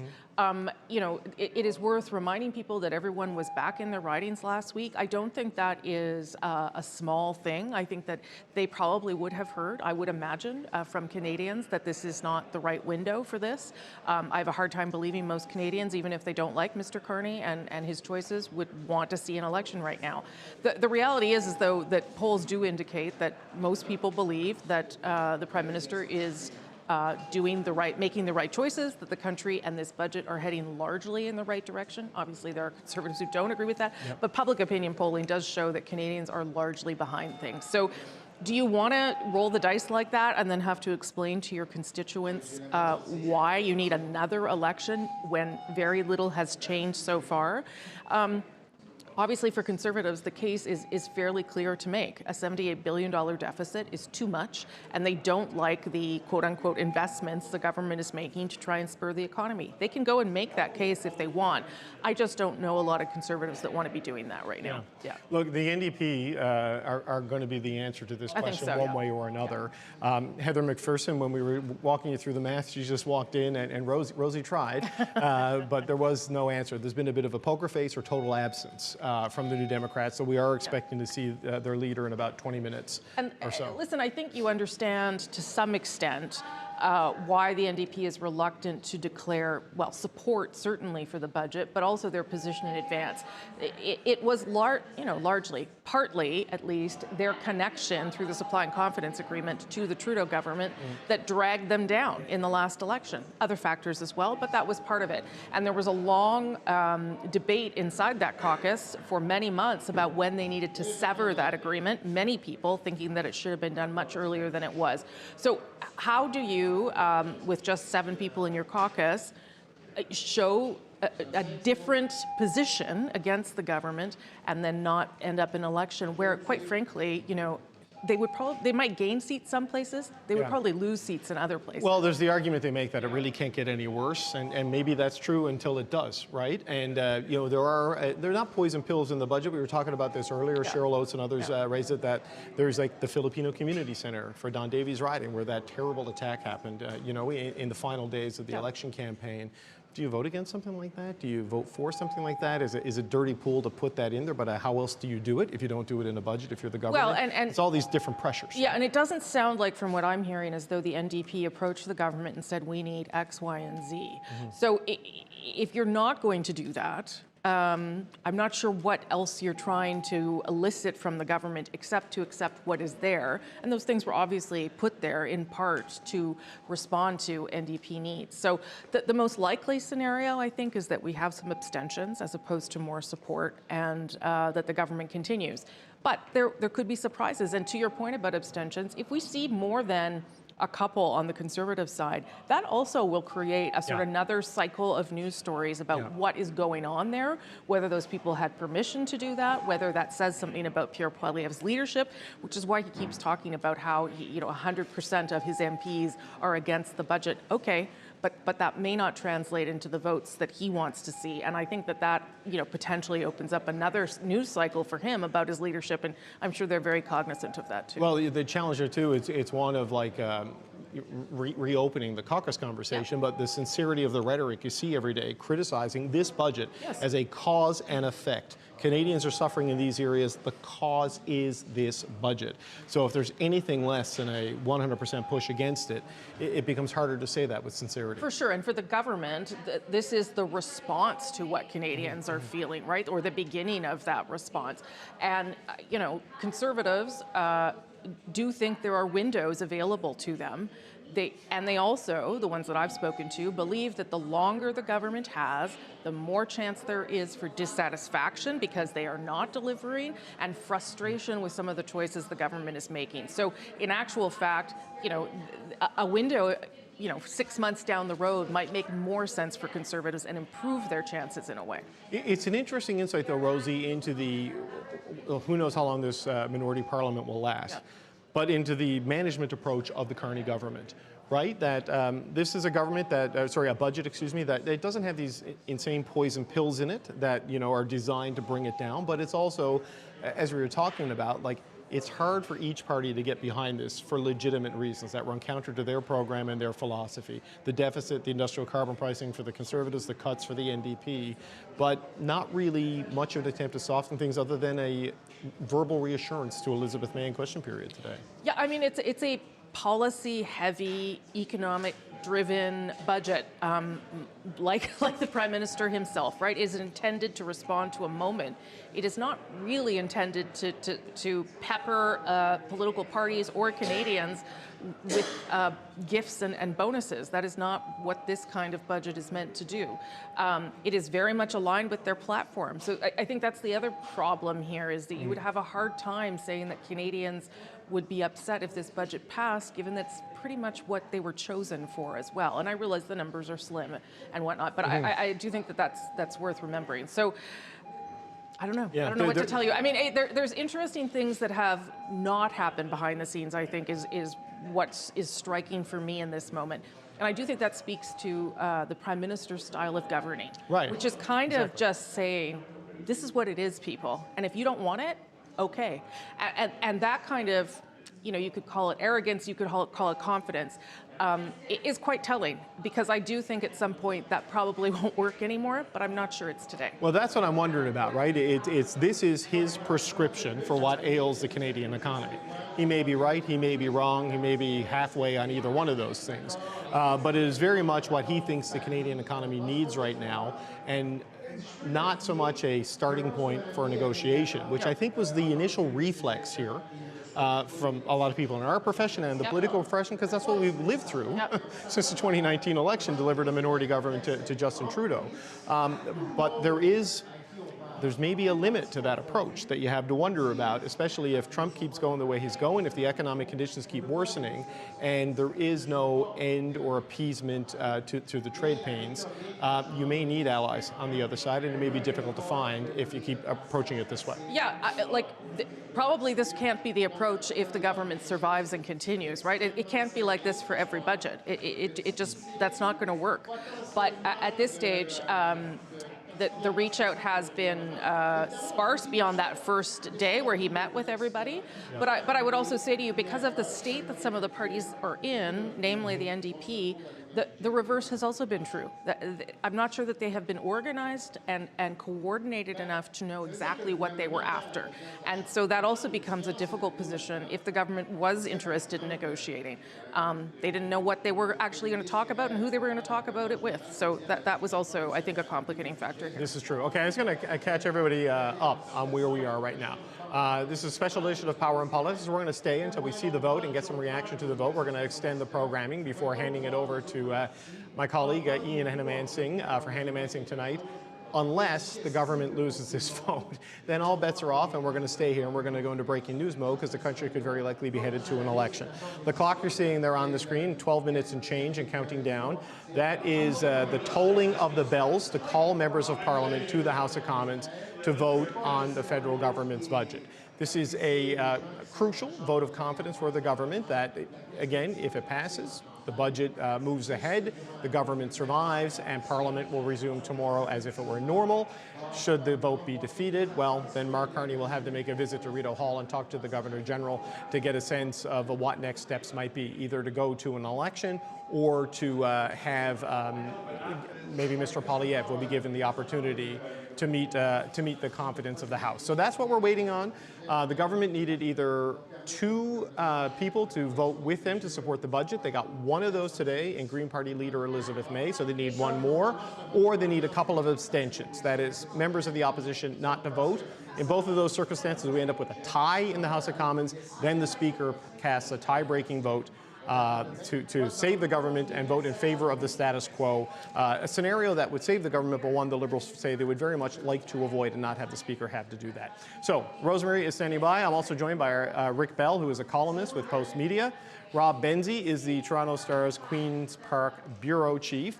And we're also going to get Stephanie Levitz, who's a senior parliamentary reporter for the Globe and Mail. She's standing by. We're going to get her into the chair next to Rosemary so she can be part of this conversation. As Rick, as we watch that Liberal government, I think the last time you were on the show 2 weeks ago, you were predicting to be a majority government, so you must be excited at the possibility of an election. Am I reading that right?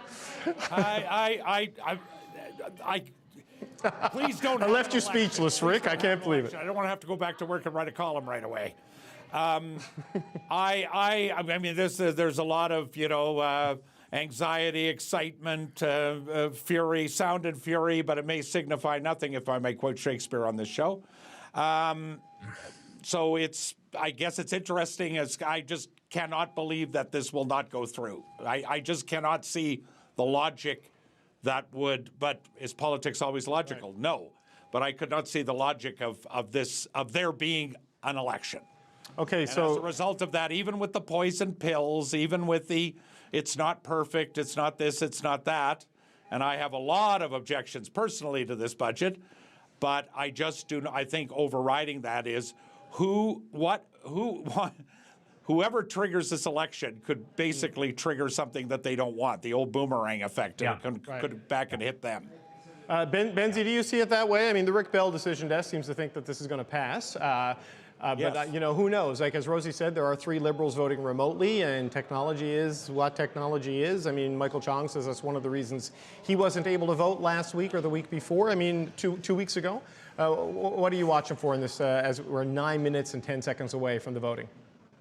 David, I think Rick makes a very good point that this could boomerang, and this is nobody wants an election. The Conservatives who are voting against this budget don't want an election. The Blockists don't want an election. They may want people to think they want an election or that they oppose the budget. That's fair enough. They're opposition parties, but I don't think anyone is particularly ready for an election. We've just had a break week. MPs were in their ridings. I can't imagine too many of them heard from constituents, gosh, you got to have another election, especially here in Ontario. We had a provincial election in February, a federal election in April, and we have a new prime minister. I think a lot of people want to see what he can do. If you defeat the government at the first opportunity, you may be wearing that. So the election, if we are triggered into election later tonight, David, I expect the first week or 2 weeks of the campaign to be dominated about why are we having an election when we're in the middle of a trade war with the United States. We have an existential threat from the states. We have a budget that did appease different regions of the country, talking about major projects. There may be a pipeline coming soon.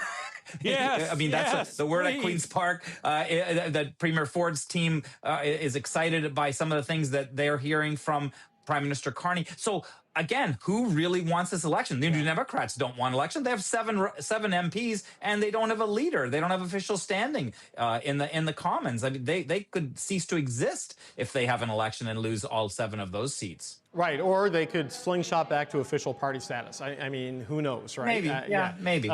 Stephanie Levitz is here, senior parliamentary reporter with the Globe and Mail. There's 1 second. There's the Prime Minister. Oh, there you go. Mark Carney said nothing. He was asked earlier today, Steph, how he expected his budget to pass. He said more people will vote for it than voted against it. And true statement, but there's a lot of steps along the way to that destination. Yeah. Persistent reports. Your paper, I think, first to report it. Now we're seeing others hearing it, don't know it. 2 New Democrats could abstain. What's the latest intel you have on what's going to happen? Yeah, I think the abstention piece is really interesting, right? Because I don't mean to, bore the viewers with parliamentary procedure, but in the House of Commons, an abstention is not a thing. It's very difficult to stand up and say, I abstain on principle. Right. If you use the app, though, David, the app, you can press a button that says you can deliberately abstain. And I find that really interesting because I think that it allows for either it'll be obvious to those of us watching online, like, did someone actually abstain or did they trip and drop their phone down the toilet at the very last minute? Like, which happened a lot during COVID. We did see some weird logins. So, but Stefan, that with Elizabeth May voting yes, they need either 1 more to vote yes from the opposition. Tough to see that at this point, or 2 abstentions, I think, at this point is where we are, right? I mean, the math is, like the Prime Minister said, they've got to do some math. I still, to this hour, find it remarkable that has the Prime Minister done the math? Like, he must be certain, or is he not certain? I don't know. I find that interesting. I find it interesting that if let's say the New Democrats had made up their mind, had decided what to do. They did not come out at 1 o'clock this afternoon like Liz May did, or 3:30, and say, okay, here is our choice. We're deliberately being left on a cliffhanger, and I wonder what is the ultimate end game there for everybody, but two, let's recall, this isn't the first confidence vote we're going to have, like the last, rather. No. Right? The budget's a big one, though. The budget's right? a big, it is, but we're going to have a budget implementation bill and other confidence motions, and are we setting up for this every time? I don't know. Well, there wasn't a lot of drama, Rosie, around the amendment and the sub-amendment to the budgets, right? Because I think, the Bloc, both the Conservatives and the Bloc put forward separate amendments saying the government should fall, and then they each voted against the other's amendment because of the way this town works. But this one is a little bit different. I don't know if the next confidence vote would rise to this, but who knows, right? I mean, we don't know what we're in for, and that's the nature of minority parliaments like this. Yeah, I mean, I suppose if Elizabeth May doesn't feel the government's doing the right thing, she could change her mind. Who knows? There's all sorts of scenarios here. I think this is probably the most dramatic of the moments for now, because it is the first moment when Canadians are paying attention, and maybe in a real way, and are observing what their elected officials are choosing to do in this moment. And I don't think that is a small thing. I'm not saying people are sitting around their dinner table watching us and talking about this. I don't think that's what's going to happen. But I do think that they would certainly notice if they were forced into an election, and they would certainly notice who did that. I will say, from being here, though, I've covered other elections where the first week and 10 days was about who caused this, and it is never the prevailing ballot box issue. People get over that, right? The problem is that this would be a remarkable turn of events for the government to fall on this budget in this short a time frame with not really having been given a lot of runway to implement the things that it's choosing to do. I know the Conservatives would like to see more action. I'm sure many Canadians agree, but it still hasn't been very long. No, it's kind of, Rick, we're into that Dumb and Dumber meme. You're telling me there's a chance, and we'll find out. There's 3 minutes and 55 seconds before the vote. We should say that Mark Carney, the only thing he did say, Rick, going in there to reporters was looking good. So either he was complimenting the reporters on how they looked tonight, or he feels pretty good about the chances of this vote passing. Rick, I mean, what do you draw from that two-phrase recitation from the Prime Minister? Well, looking good. I mean, what's interesting out here is, of course, there's negotiations which are going to supposedly are close to being completed between the federal government of Alberta on a pipeline and/or some discussion about these laws, 9 bad laws that Danielle Smith wants amended or changed. So there's an added little wrinkle out here in Alberta is that people are wondering, well, what, if there were to be an election, what would happen to all of that? Because even today, Premier Smith was asked about it, and she gave the impression again today that memorandum of understanding between the Carney government and the Smith government is very, very close, could be within the next day or two. So that's another little wrinkle here, adding to the uncertainty that is out there across the country. This is an added uncertainty in Alberta as to what would happen then. Okay, Premier Smith did speak there. I didn't hear that, so that's good to know, Rick. But Rick, I just got to ask you, we only got 2 minutes and 40 seconds before we got to look at the vote. If the Conservatives don't vote 100% no, what are the consequences of that? Does that upset people in the base? Is there a downside to the Conservatives not getting everybody on board to vote against this? Well, I think there are some people who are thinking, let's say, looking at the big picture and saying this is probably not the time, as much as they do not want Carney to be the Prime Minister, this is not the time to have an election. So there is, that sizable group of people. Yeah. But there are also other people who just want Carney out. It doesn't matter. Just get rid of him, get him out of there. We want another chance. Maybe Pierre will work some magic somehow, and he'll become Prime Minister. So I think there are people within the Conservative base who are thinking about this strategically and saying, we don't want an election now because it could backfire on us. But I think there is another group that really just is still stinging from the fact that Conservatives didn't win, and the Liberals are still there, albeit with a different Prime Minister, and just want them defeated. So those people are not going to be happy until Carney and the Liberals are gone. Okay, we're going to re-rack the Prime Minister's arrival there, and just so you can hear for yourself. Don't take my word for it. Here's Mark Carney himself with the looking good as he walks into Parliament. Do you have the votes, Prime Minister? Yep. Looking good. You got it? You got the votes? Okay, Benzi, the election bus looks good. The vote looks good. I mean, what are your thoughts as the Prime Minister goes in? That doesn't look like a guy who's worried about his first budget failing. No, it doesn't, David. And, you know, Rick was speaking about Premier Smith. I was speaking to Premier Doug Ford today, and he's the most powerful conservative in the country, and he said that he wants this budget to pass. He thinks it's too important a time to be messing around, and you know he said the budget's not perfect, but there are things in the budget that that the Ontario government would like to see implemented. I think, to Rick's point, the Alberta government would like to see some of the things implemented, and some of the things that aren't mentioned specifically in the budget that are coming down the pipe, so to speak, down the pipe. Right. But I think Carney certainly projects confidence, and frankly, let's say the budget doesn't pass. I still think Carney would probably win an election. He may not have a majority. We may get the same result, but if we get the same result, the Conservatives will be looking for a new leader. So I don't know if Pierre Poilievre really wants an election. I don't believe he does. That's that boomerang effect that Rick was talking about. Okay, the countdown clock has just gone to 0. The bell's still ringing a little bit, so they're giving MPs a little bit of extra time to get in there. But the voting is going to start really at any minute now. And as we understand it, Rosie, Mark Gerritsen, the whip, has requested a roll call vote. Is that what, am I understanding this correctly? That's my understanding. Oh. Yeah. There's cheering coming from inside. We don't yet have a television feed inside the House as the slate is. Here we go.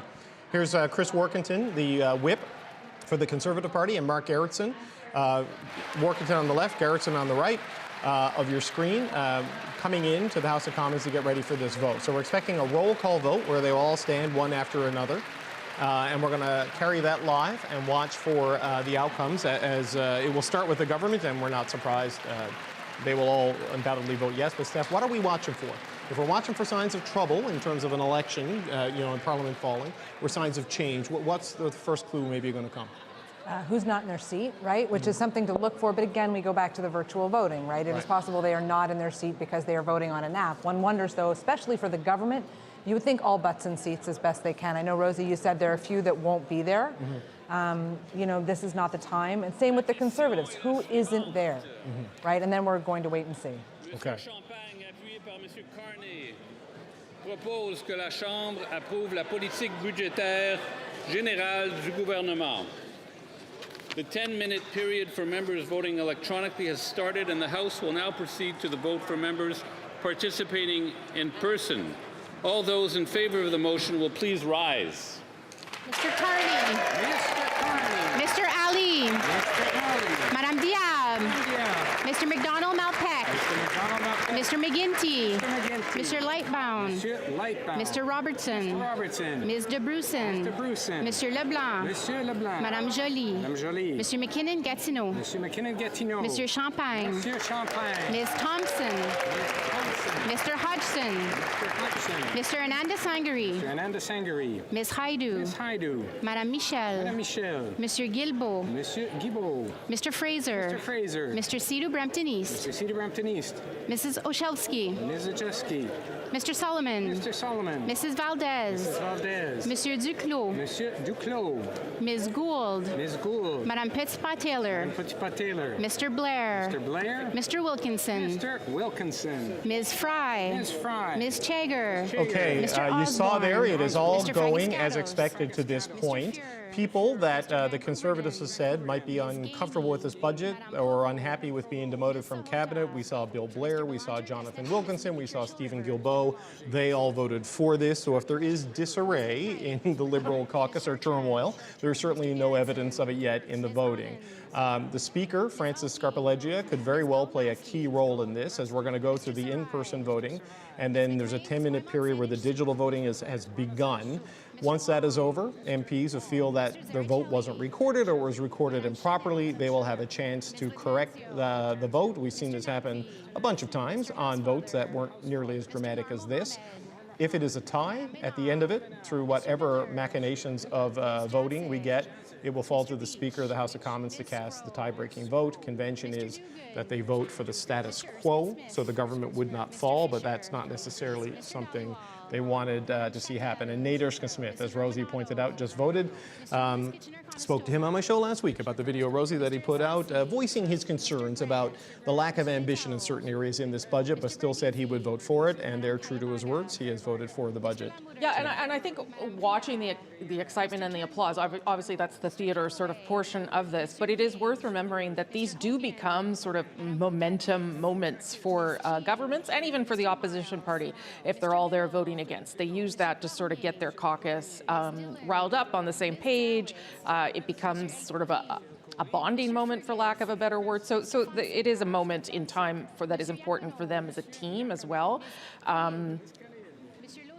I was just waiting to see if Mr. Gere was in there, Richard Gere. No, James Maloney, who was his sponsor for his visit here on Parliament Hill today, is there. I guess he didn't skip the vote to go to the Dalai Lama film, and I'm sure Mark Carney is comfortable with that. I mean, we wouldn't expect anything unusual, frankly, on the government benches, right? That's what Mark Gerritsen told me on Sunday. We wouldn't expect that people would be voting in any way but this on this side of the House. We're getting some virtual results coming in, Rosie, and Leah Gazan, the NDP MP for Winnipeg Centre, I believe is her riding. Yes. She has voted no in this so far. So the NDP, and Steph, you can jump in on this, we were told they were going to all vote as one. They were hoping to vote as one. So if Leah Gazan, unless she is like breaking ranks, it looks like the bulk of the NDP will be voting no, which then goes back to the reporting we saw in your paper last night and the rumors we've been hearing as well that maybe it's a couple of NDP abstentions that staves off an election. Yeah, I mean, if we're going to say, look, vote as one, what does that mean for abstain, right? Is abstain, I mean, the word is what it is. You're not voting, but you're not voting intentionally. You are saying, I'm deliberately not casting a ballot. Does that, maybe I'm being like semantic splitting hairs here, but is that voting as one or isn't it voting as one? Well, and that Laurie Edlout has also voted no. She is the MP for Nunavut. So just to flag that, to let people know. Which is interesting because Nunavut was getting some things in the budget, so there was some thought that perhaps she would be inclined to at least abstain.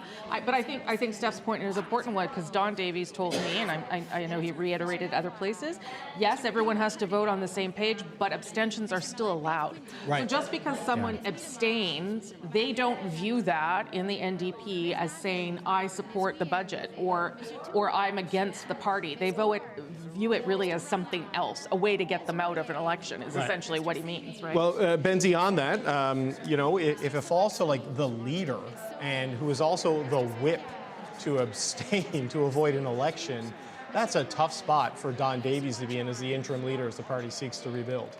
Oh, and there's Elizabeth May. Sorry, Elizabeth May. She voted yes. She's there. So just now, just the opposition benches will start voting. We are seeing Conservatives and Bloc Québécois MPs also voting no on the virtual app. Sorry to invite you in, Rob, and then cut you off, but this live TV events are happening there. And now we're going with the Conservative side, and people are starting to stand to vote no, beginning with Pierre Poilievre, the leader of the Conservatives. So the no votes will continue. Benzie, go ahead. Sorry, man.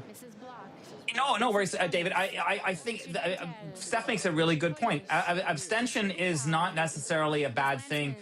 Don Davey doesn't want an election right now. His party can't afford one. They don't have a leader, and he's the interim leader. They aren't an official party in the Commons. So the idea of them having a House leader is a conceit more than an actual job because they are 7 independent MPs in the chamber because they didn't win enough seats in the last election to form official status, to get official status.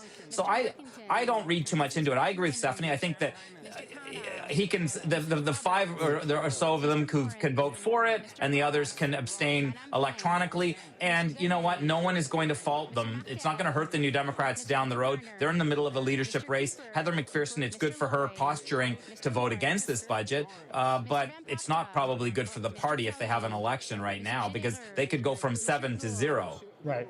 Okay, Robert Benzie, we're going to have to let you go because you've got to go catch a flight. I don't know if it's a campaign plane or if you're just getting out of town before things go sideways. But we want to thank you for being here, even though you're under such a tight deadline. So, Rob Benzie, Queen's Park Bureau Chief of the Star. See you, pal. Thanks so much for being here. Rick, based on what we're seeing so far, some New Democrats voting no, Conservatives, as expected, also voting no. It is going to come down, it seems. We know Leah Gazan and Lori Idlout have voted no. We're going to wait to see what's going to happen with the rest of the New Democrats. And I see Don Davies there on the screen. He may have a big decision to make, Rick Bell. Yes, now, suddenly I'm getting nervous. Because I thought for sure the Nunavut, was that not on the major projects list? A project for Nunavut? Yes, sorry, Rick. I was just getting an update in my ear there. Lori Idlout's the MP for Nunavut. There is money in the budget in the Infrastructure Community Fund, whatever the proper title is, for a university campus in Nunavut. She had been recorded as a no vote on the Commons webpage, but now that vote has disappeared. So I don't know. Look, I don't know if it's a glitch in the matrix, Rick. You know, if there's an update in the software happening. If the vote has changed, but she had voted no, now it is just no vote. This will all get reconciled in the minutes afterwards when they get that opportunity. But one of the pressure points people were pointing to, Rick, for various New Democrat MPs is that there's specific projects in their riding, in this budget, that would be difficult to vote against, was the point. And that was one of the things people pointed to for the MP for Nunavut. Right, exactly. So I was quite surprised. That's when I was getting nervous, when I saw that was a no vote. But now you've calmed me down a little bit. Right. If that has in fact changed, then the world may be unfolding as it should. Right. Well, we don't know, to be honest. We're getting near the end of the Conservative votes right now. There are a lot of empty seats in the shots that we're seeing in the House of Commons, which would suggest that there's quite a few MPs voting virtually.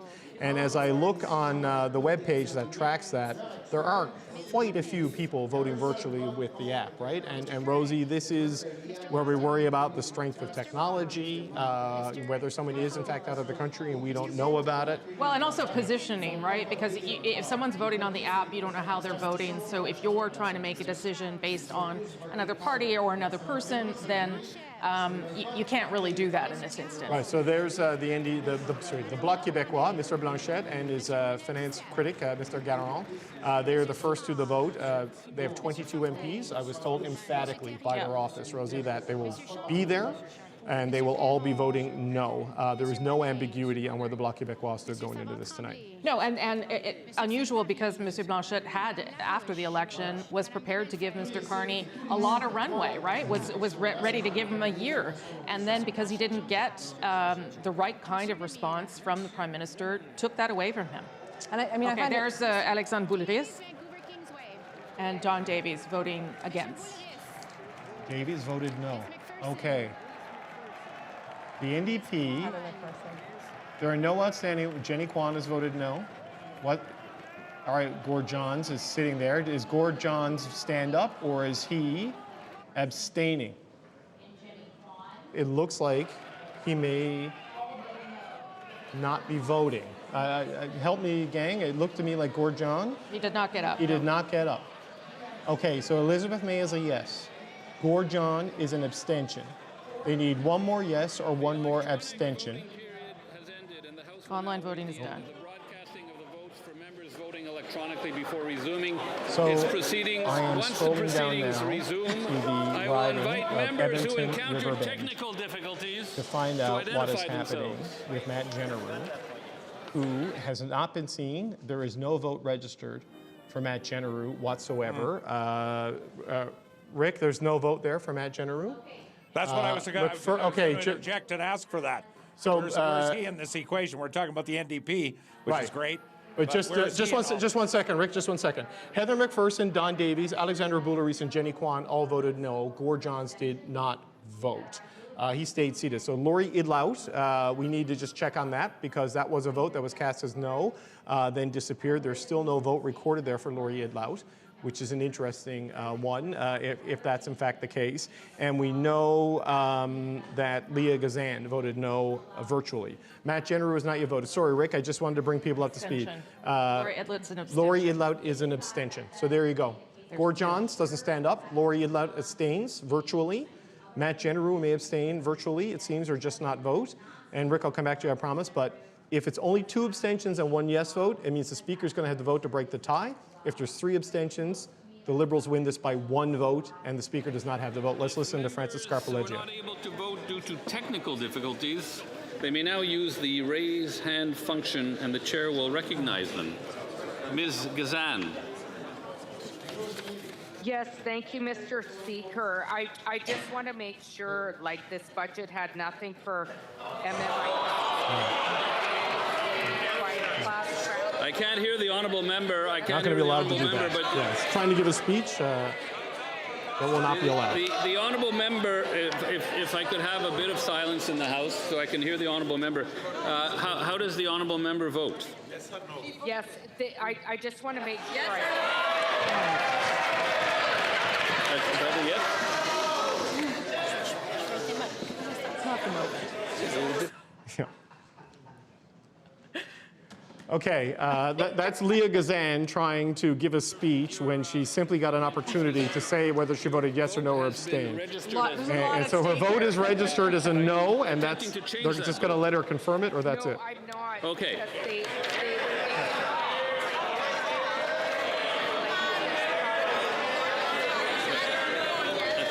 The honourable official opposition House leader has a point. Yes, Mr. Speaker, I had technical difficulty. I would like to vote no. Okay, that would have been big news. If Andrew Scheer had decided to let this pass, that would have been big news. So there's a clarification Mr. Reid, there. yes. Mr. Speaker, I was unable to use my app. I would like to vote no.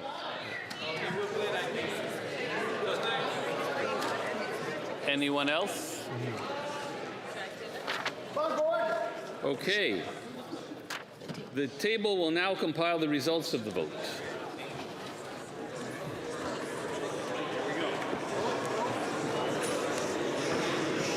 Yeas pour 170, 170. Nays contre 168, 163. Je déclare la motion adoptée. Wow. Okay. There we go. Okay. So there you have it.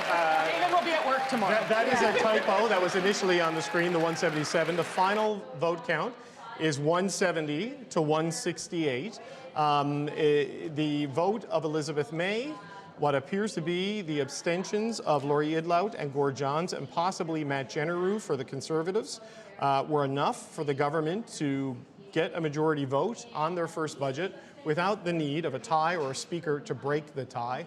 Interesting that some Conservatives stood up very last minute to make sure they had a no vote recorded, either a technical issue or maybe a tactical issue that you wanted to see where this was going to go before, you know, you ended up having an election. So, drama passed.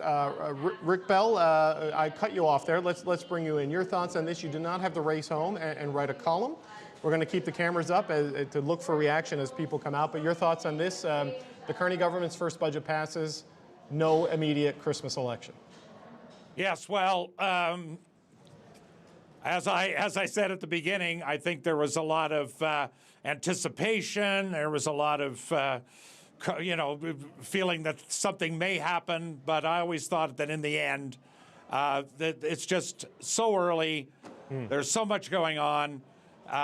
The election, having an election at this point is not something that, as I said, the boomerang effect. If somebody causes an election, they could well be punished for having done so, especially so early in the mandate of this government.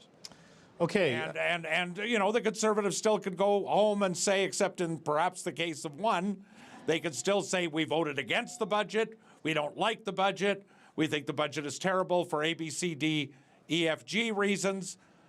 They could still say that, while at the same time not having to face the electorate having helped cause the election. Okay, Steph, Shannon Stubbs did not vote. as of right now. I know there's been some talk of a medical reason. That is my understanding. But she has been posting on social media and on LinkedIn. I'm told by Mr. Poilievre's office, MP Stubbs has approved medical leave months ago before the PM announced the budget, and that's why. Not going to go into the specifics of that. I'm have an explanation Mr. Carney, here. Prime Minister, how you feeling? Scome on back. I tried. Okay, Sorry. the answer was pretty good. He feels better for the country. There you go. So Shanna Stubbs approved medical leave. Matt Genereux, no explanation as to why that is, though maybe he has already mentally resigned. If he has not technically resigned, I do not know. But Gord Johns, Laurie Idlout, and Elizabeth May. That's the reason the Carney government survived this vote. Yeah, and I mean, I guess, you know, we've all said it. The New Democrats do not want an election. And I think all parties have something to lose here. The New Democrats, perhaps most acutely for the New Democrats, is they're in the midst of trying to figure out who they are as a party, right? Their leader, their next leader will choose a direction for them that may be different or distinct from where they've been, where they'd like to go. And so it becomes awfully difficult, to fight an election when what is the platform you put before Canadians? You don't have any idea of what your party's going to look like. And so you could fight an election on holding Mr. Carney to account. You could fight an election for, we need more NDP MPs in the House of Commons, we need a bigger up-it. That's hard convincing to do. And so, I think the risk here for the New Democrats is that the Conservatives can now beat them again with this cudgel of you're supporting the Liberal government, you're supporting the Liberal government. I don't know if that argument gets old in politics now. It's not the same as the supply and confidence agreement. And I think, interim leader Don Davies and, Gord Johns, Laurie will have to come a bit clean and say, okay, is this the modus operandi going forward? Mark Gerritsen, the Liberal whip on his way out there, Rosie just said, we live to see another day. I'm being told it is a legitimate and clear medical reason for Ms. Stubbs, but also maybe that my assessment of the mental resignation before the actual is probably a legitimate and clear assessment of the situation. Said you're going, right? Yeah. And sorry, you tried to scrum the Prime Minister. Oh, no, whenever you get a chance to grab him, you grab him. You can't stop me. Nope.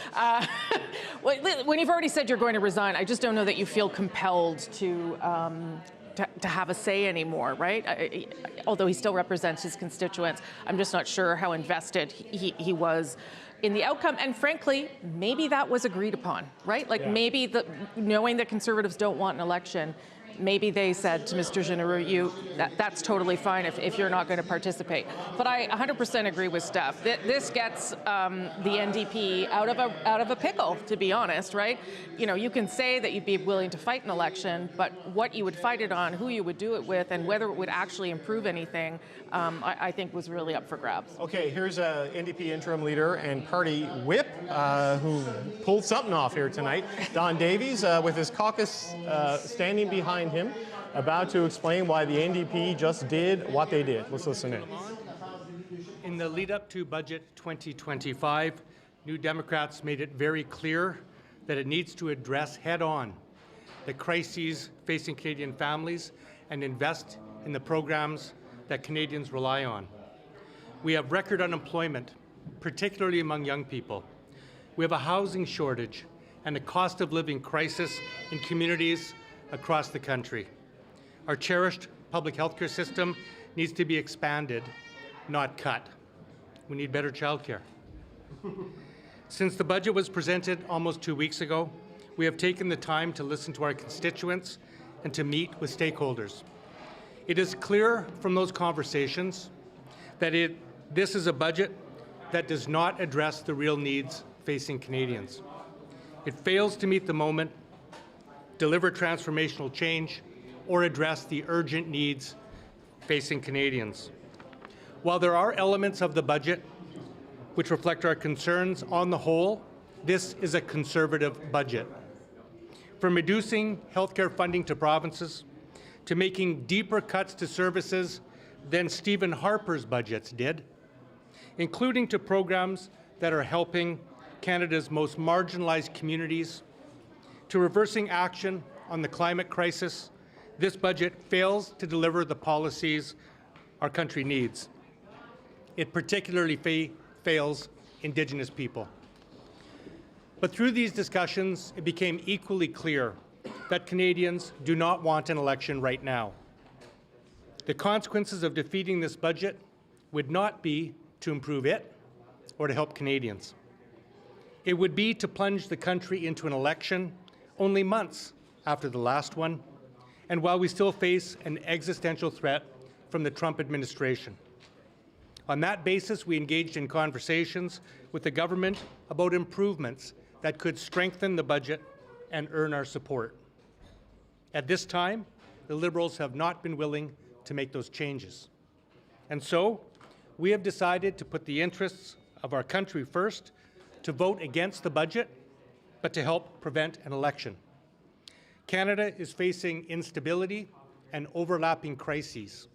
In these challenging times, we must put our country's well-being first above partisan interests.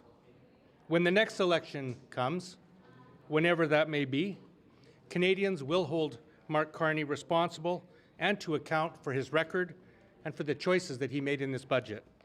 But today, New Democrats are choosing stability over political games. It's not just partisan interest, though. I mean, your party's abstentions just allowed for the government to cut thousands of public worker jobs. How do you square that being the party of workers? Well, this is a Liberal budget, and this is what happens when you vote for Liberals, is these are the kind of neoliberal, neoconservative policies that you get.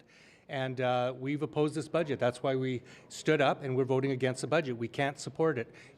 They did not earn our support. And we tried to make changes to this budget. But at the same time, again, Canadians clearly don't want an election right now. And given the serious economic challenges facing our country right now, we don't think that it would be good for our country. So New Democrats have expressed our opposition to this budget, and we have said that we are not going to force an election right now that clearly Canadians don't want, and our country doesn't need. Was this about your electoral prospects? Go ahead. Was this about your electoral prospects, the fact that the NDP can't afford an election right now? Not at all. No, I mean, this is not about us. This is about Canadians, and that's why the NDP, we took our time last week to go across the country to talk to Canadians, our constituents, and find out what they said and what they wanted. And it is very clear. There is a strong consensus in this country that Canadians do not want an election basically 6 months after the last one. They also are feeling the precarity and the instability of the moment. We have Donald Trump still menacing our country and serious economic issues. Canadians want us to be in Parliament addressing those serious issues, and so that's why we're taking the position that we're doing. Why isn't your caucus united? Why isn't your caucus united? Why aren't you showing a united front? Well, look behind me. Our caucus is entirely united. You voted differently. No, we didn't vote differently. We voted no against this budget, and we had a couple of abstentions, which is, of course, that happens in many cases, but nobody voted at cross purposes. Did you get it from the government? Prop up the government. The abstentions prop up the government. I think there were abstentions on the Conservative side too. Are they propping up the government? Why don't you go ask Pierre Poilievre? Why is it your responsibility to avoid an election? Why is it the NDP's responsibility to avoid an election? Isn't that the Liberals' responsibility? Yes, it is. In fact, it's all parliamentarians' job. Why abstain? Why allow them the chance to not go to an election by abstent? Why make that choice? I'm sorry, I'm not understanding your question. You're saying it's the Liberals' job, but yet you're helping the Liberals avoid an election by abstaining. Why? Look, there's 343 people in the House of Commons. I've said from the beginning that it's Mark Carney's responsibility as the Prime Minister of a minority government to craft a budget that can earn majority support.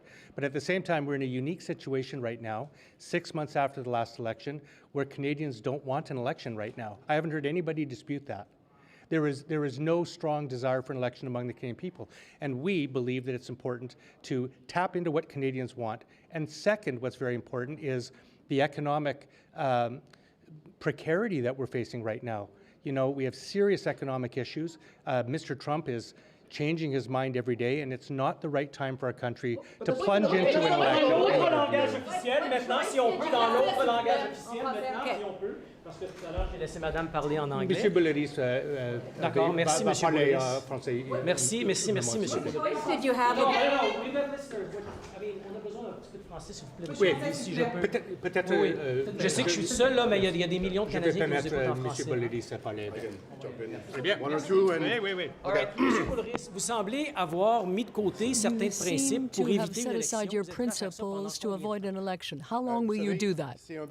Well, you know, this is a very disappointing budget, and we said so in the NDP, that it was primarily a Conservative budget that would harm the environment, and it's kind of strange to see Ms. May vote in favor of this budget when she supports fighting climate change. But we wanted to hear what Canadians said, what they felt. So we went into the communities last week, and the message was clear. We don't like this budget, but it would be irresponsible to go into an election at this time. So we took our responsibilities as parliamentarians. We voted against the budget, but at the same time we were responsible, saying Canadians don't want a budget. We have a few months ahead of us. We'll see what the next steps are. This is a minority government.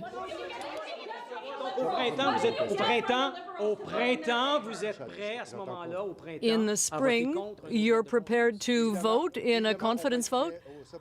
Well, we would be prepared to vote against the liberal government that's acting like a Conservative government, cutting public services and not taking into account unemployment among young people. We're prepared to do that in the spring, but today we are behaving responsibly and listening to Canadians who said, listen, we don't like this budget, but please don't bring down the government. Did you receive something for your abstentions? Well, we had some discussions. We pushed the Liberals to give us some concrete results, but nothing happened. So we decided to vote no, but in order to avoid an election, we did what we had to do. Does this mean you're not going to vote against this government until there's a new leader? Like, are you giving them free pass for like the next 4 or 5 months? No, absolutely not. No, this is our vote for today. And, you know, tonight the government dropped a 600-page Ways and Means motion that will be voted on tomorrow. And then, of course, there's the Budget Implementation Act, or maybe several of them. We haven't had a chance to review them. So this is our position for tonight, and we're going to be evaluating each measure that comes as it comes. Mr. Davis, what concessions did you get for these abstentions? We didn't get any concessions. You're propping, didn't get anything in return? We're not propping anybody up. We voted no against the budget. We voted no. Do you feel like you have any leverage now to push for amendments to this budget, to slow down the process of the implementation and therefore the cuts to the public service? I mean, what leverage do you have left now that you've abstained from this vote? Well, I've said from the beginning that in a minority parliament where there are 3 opposition parties that hold a balance of power, all of us at one point or another have some leverage. We're going to continue to have conversations with the Liberals. I mean, we were engaged in discussions with them over the past few weeks. We did put forth a number of positive proposals that would have gathered, well, we're not going to bargain in public at this point, but they were concrete proposals that reflected the needs of working families and people across this country, and the Liberals were not ready to say yes to them. So we're going to continue pushing for policies to help working people that elected us to this Parliament, and we'll continue using that leverage in the days and weeks ahead. But you didn't get anything. You didn't get anything out of this last deal. By you abstaining, you knew that they would, the budget would pass, and you didn't get anything out of it. The Democrats voted no to this budget. Yes, but you say that you voted for the interest of the country, that this is your position for the interest of the country. But how could you go into an election? You don't even have a leader. Well, I am the leader right now. We don't have a permanent leader. That's true. How could you hit the trail with all the problems and the situation with the NDP? You know, I don't think any political party in the House of Commons wants an election right now. I haven't heard anybody say they want an election. Because, you know, we all understand we just had an election in April. This is the first budget of this new government. And so, you know, I think our first obligation here is to do what Jack Layton always taught us, which is people want Parliament to work. And so we're doing what New Democrats always do. We're coming to Parliament with positive, constructive ideas and trying to make it work. This is not about us. This is about Canadians. And the vast, vast, vast majority of Canadians want us to try to make this Parliament work. They do not want an election, and frankly, we don't think our country needs one at this point. So we're putting our country ahead of partisan interests, and I think that most parliamentarians, if not all, should do that. What is your specific reason why? When did you decide that 2 of you will abstain? Would you still have abstained if enough Conservatives had abstained, or would you all have voted no in that scenario? Look, we caucus regularly. We have a tight, united caucus, and we made our own decisions on this. We decided what we were going to do, and it was up to the other parties. I mean, we have 7 votes out of 343. I mean, every other party in that House of Commons had a greater chance of influencing the outcome than we did. Why Lori and So- why Gordon? Why did you two specifically? Why was it specifically you two? Mr. Johns, can you explain why? Or Lori as well? Sure. You might have to Lori Lori as well? First, did you want to go ahead, Lori? Okay. Well, first of all, we made it clear last week, well, the week before last when the House was sitting, that we were going to go back to our ridings and listen to our constituents. I talked to every single mayor, 9 mayors in my riding, 3 regional district chairs, 17 elected chief councillors. All of them were unanimous and they didn't want the government to fall. So I did consultation. Unlike the Conservative MP on Vancouver Island who was on CBC Radio just on Friday night saying that we shouldn't have an election, that nobody wanted an election, that he heard from his constituents all week. They didn't want an election, that there should be an election next fall. What did he do? He voted for an election. So I'm sorry, we're being the adult in the room listening to our constituents who said right now is not the time to have an election. In the face of Donald Trump, that we need to stand united. We're going to fight. We're going to fight tomorrow for the things that we put on the table that we're not going to bargain in public about. And we're going to fight until we get more for Canadians. That is what Canadians expect of us, and that's what we're going to do. What is your message to voters who... Just very quickly, having lived in the 44th Parliament of always being accused that we're propping up the government, I couldn't live with that.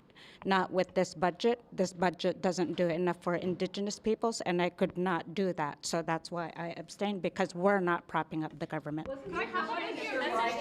was offered by the government in the budget. Wasn't there something in the budget for your riding?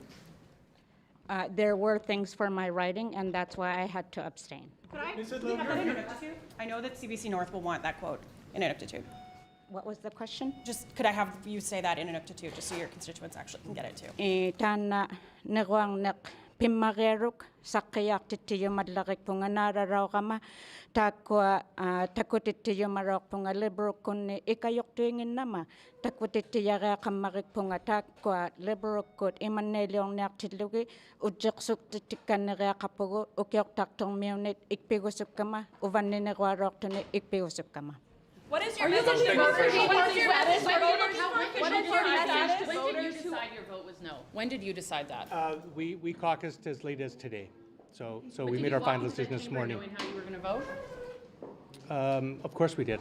Yes. What is your message to voters who already saw your party as close to the Liberals Last in the question, supply I and think, confidence people. agreement? I'm sorry. What is your message to voters who already saw the NDP as an extension of the Liberals through the supply and confidence agreement?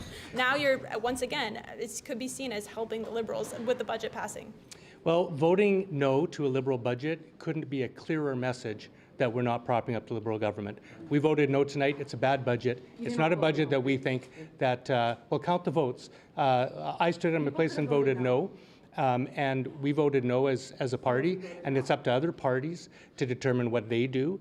It was up to any other party to defeat this government if they wanted to, including the Conservatives, including the Bloc, right? And yes, including Elizabeth May.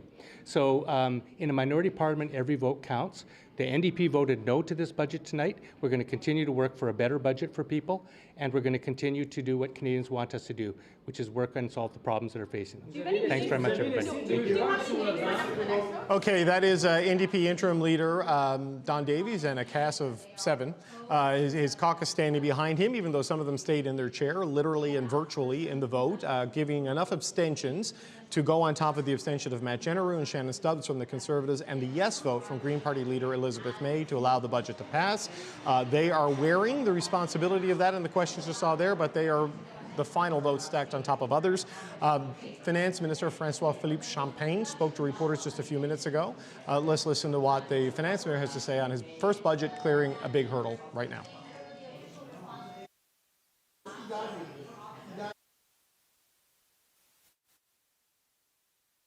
Ms. May, that you didn't get support from the opposition? Listen, what matters today is that, people decided to, parliamentarians, they were voting in favor, they decided to put Canada first. And that's really what matters today. People in their constituency and people are looking. There's enough uncertainty in the world. We need to come together to support Canadians, and that's why those who voted in favor, I think, have shown that they are really committed to Canada. And so yes, we keep on working. Every day is a good day to fight for Canada. How were you negotiating on with other parties? Merci, je veux dire en français. Écoutez, Les parlementaires qui ont voté aujourd'hui ont voté en faveur du Canada. Évidemment, il y a beaucoup d'incertitudes déjà dans le monde. Je pense que les familles canadiennes, les travailleurs, les gens dans la rue s'attendent de leurs parlementaires. Okay, that is François-Philippe Champagne, the Minister of Finance. I would say being very careful not to gloat there. A somber tone. We got the budget through. It's a good day for Canadians. The work continues. Before that, we heard extensively from NDP Interim Leader Don Davies and his caucus explaining the sort of split vote they did. They voted against the budget, those who voted, but 2 NDP MPs abstained. We've got Rick Bell, Stephanie Levitz, and Rosemary Barton here. We're going to continue Power and Politics for another 6 minutes. Rick Bell, I know the NDP bore the brunt of the questioning there, getting all the blame of propping up the government without any concessions. But I would just note that at the end of the vote, the Conservative House Leader, Andrew Scheer, and the caucus chair, Scott Reid, stood up to say, oh, we couldn't vote on the app, but we'd like to vote no, only after it was clear the budget had passed. Do we really believe the House Leader and the caucus chair needed to vote remotely when they were physically in the House of Commons? No, the reality, which was spelled out by the NDP leader, is clear. People did not want an election this early on in the mandate of Prime Minister Carney. It was too early. I think most Canadians did not want that, no matter what your political stripe. Conservatives have even spoken out, as Mr. Benzie pointed out. Premier Ford, Premier Smith is negotiating with Carney as we speak. So people did not want an election. So they had to do, we had to play these games to make sure that the government did not fall. And still, the Conservatives could still say they voted no. Right. The majority of the NDP could still say they voted no.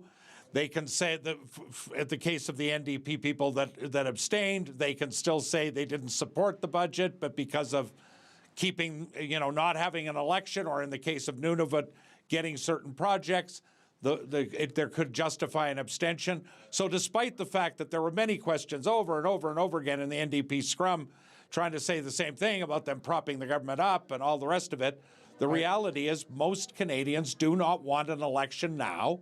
But Conservatives wanted to vote no and did. NDPers wanted to vote no, and most of them did, except for the abstentions. The Liberals voted yes, and life will now go on. And the theater will be over and the curtain will come down. Okay. Steph Levitz, Don Davies, this is a Conservative budget. We tried to change it. They wouldn't give us anything, but we're going to put the country ahead of our interests. I mean, maybe. What did you make of what we just saw? Yeah, a little bit later in that scrum, he referred to it as a Liberal budget that was Yes. inefficient and not good enough. And this probably puts this is where some of the squeeze is in the NDP. This is where some of the squeeze is for the Conservatives, frankly, because Mr. Carney is in the way that perhaps Justin Trudeau was cherry-picking from the New Democrats to keep himself afloat. Mr. Carney is cherry-picking from the Conservatives, and it creates problems for them. I think for Mr. Davies, the choice of having not himself abstain is probably material politically, right? It's not the interim leader saying, I will fall on my sword here. I am taking a principled stand for my party. And the whip as well, right? And the Yes, whip. that So, function. you can look at that scrum and think, okay, the extent it matters for Canadians, matters for New Democrats. Well, at least the party still opposes this government, this budget. And, to Gord Johns' point, he really did say 2 weeks ago, I was standing in a scrum with him and he was going through the things that were in the budget for his riding and saying, I got to go home and ask, this is awkward. So, they say MPs are supposed to be their constituents' voice in Ottawa, not the other way around. Rosie, I'm texting the Conservatives saying, am I expected to believe your House Leader was going to vote virtually today? I'm not getting any clarification on it. That was a tactical choice. It certainly seems on its face. Listen, if he was in the House, I don't know why he would use his app, Mr. Scheer or Mr. Reid, but that is part of the strategy that you can use when you have the app, and fairly smart, frankly, because both of those gentlemen, if they had had to abstain, probably wouldn't have heard about it in their ridings because of how strong and popular they are in their ridings. So, yeah, it probably was tactical. We'll see whether or not they want to admit that or not. But the result is the same. They voted strongly against the budget, with the exception of 2 MPs, one who's on medical leave and one who's leaving. So that doesn't damage Pierre Poilievre in any way, right? That he comes out of today, I think, looking pretty good. He stood up to the Prime Minister, and he can now go and say, I was the one who tried to stop him. The Liberals can't gloat, quite frankly, because it wasn't that big a win. It's by the skin of their teeth. And yes, it's a minority government, but I continue to think that it should not have been so unknown up until the last minute. Yeah. No, my only point on Scheer and Reid is clearly they were not going to let the government fall tonight. They didn't want an election. Nobody wanted an election. And the outcome is we're not having an election. We're going to say goodbye to everyone who's been with us here tonight. Rick Bell, Stephanie Levitz, and Rosemary Barton. Thank you all for watching what will probably be the first of several votes, confidence votes that we'll be covering breathlessly between now and the actual next election. I'm David Cochrane. This has been Power in Politics. The budget passes a vote of 170 to 168. The government continues another day. We'll be back in 22 hours with the next edition of Power in Politics, or 21 and a half, actually, because we're 30 minutes over time. Hannah Mansing tonight is next on Power in Politics on CBC News Network. So stay right there. We'll see you tomorrow, gang.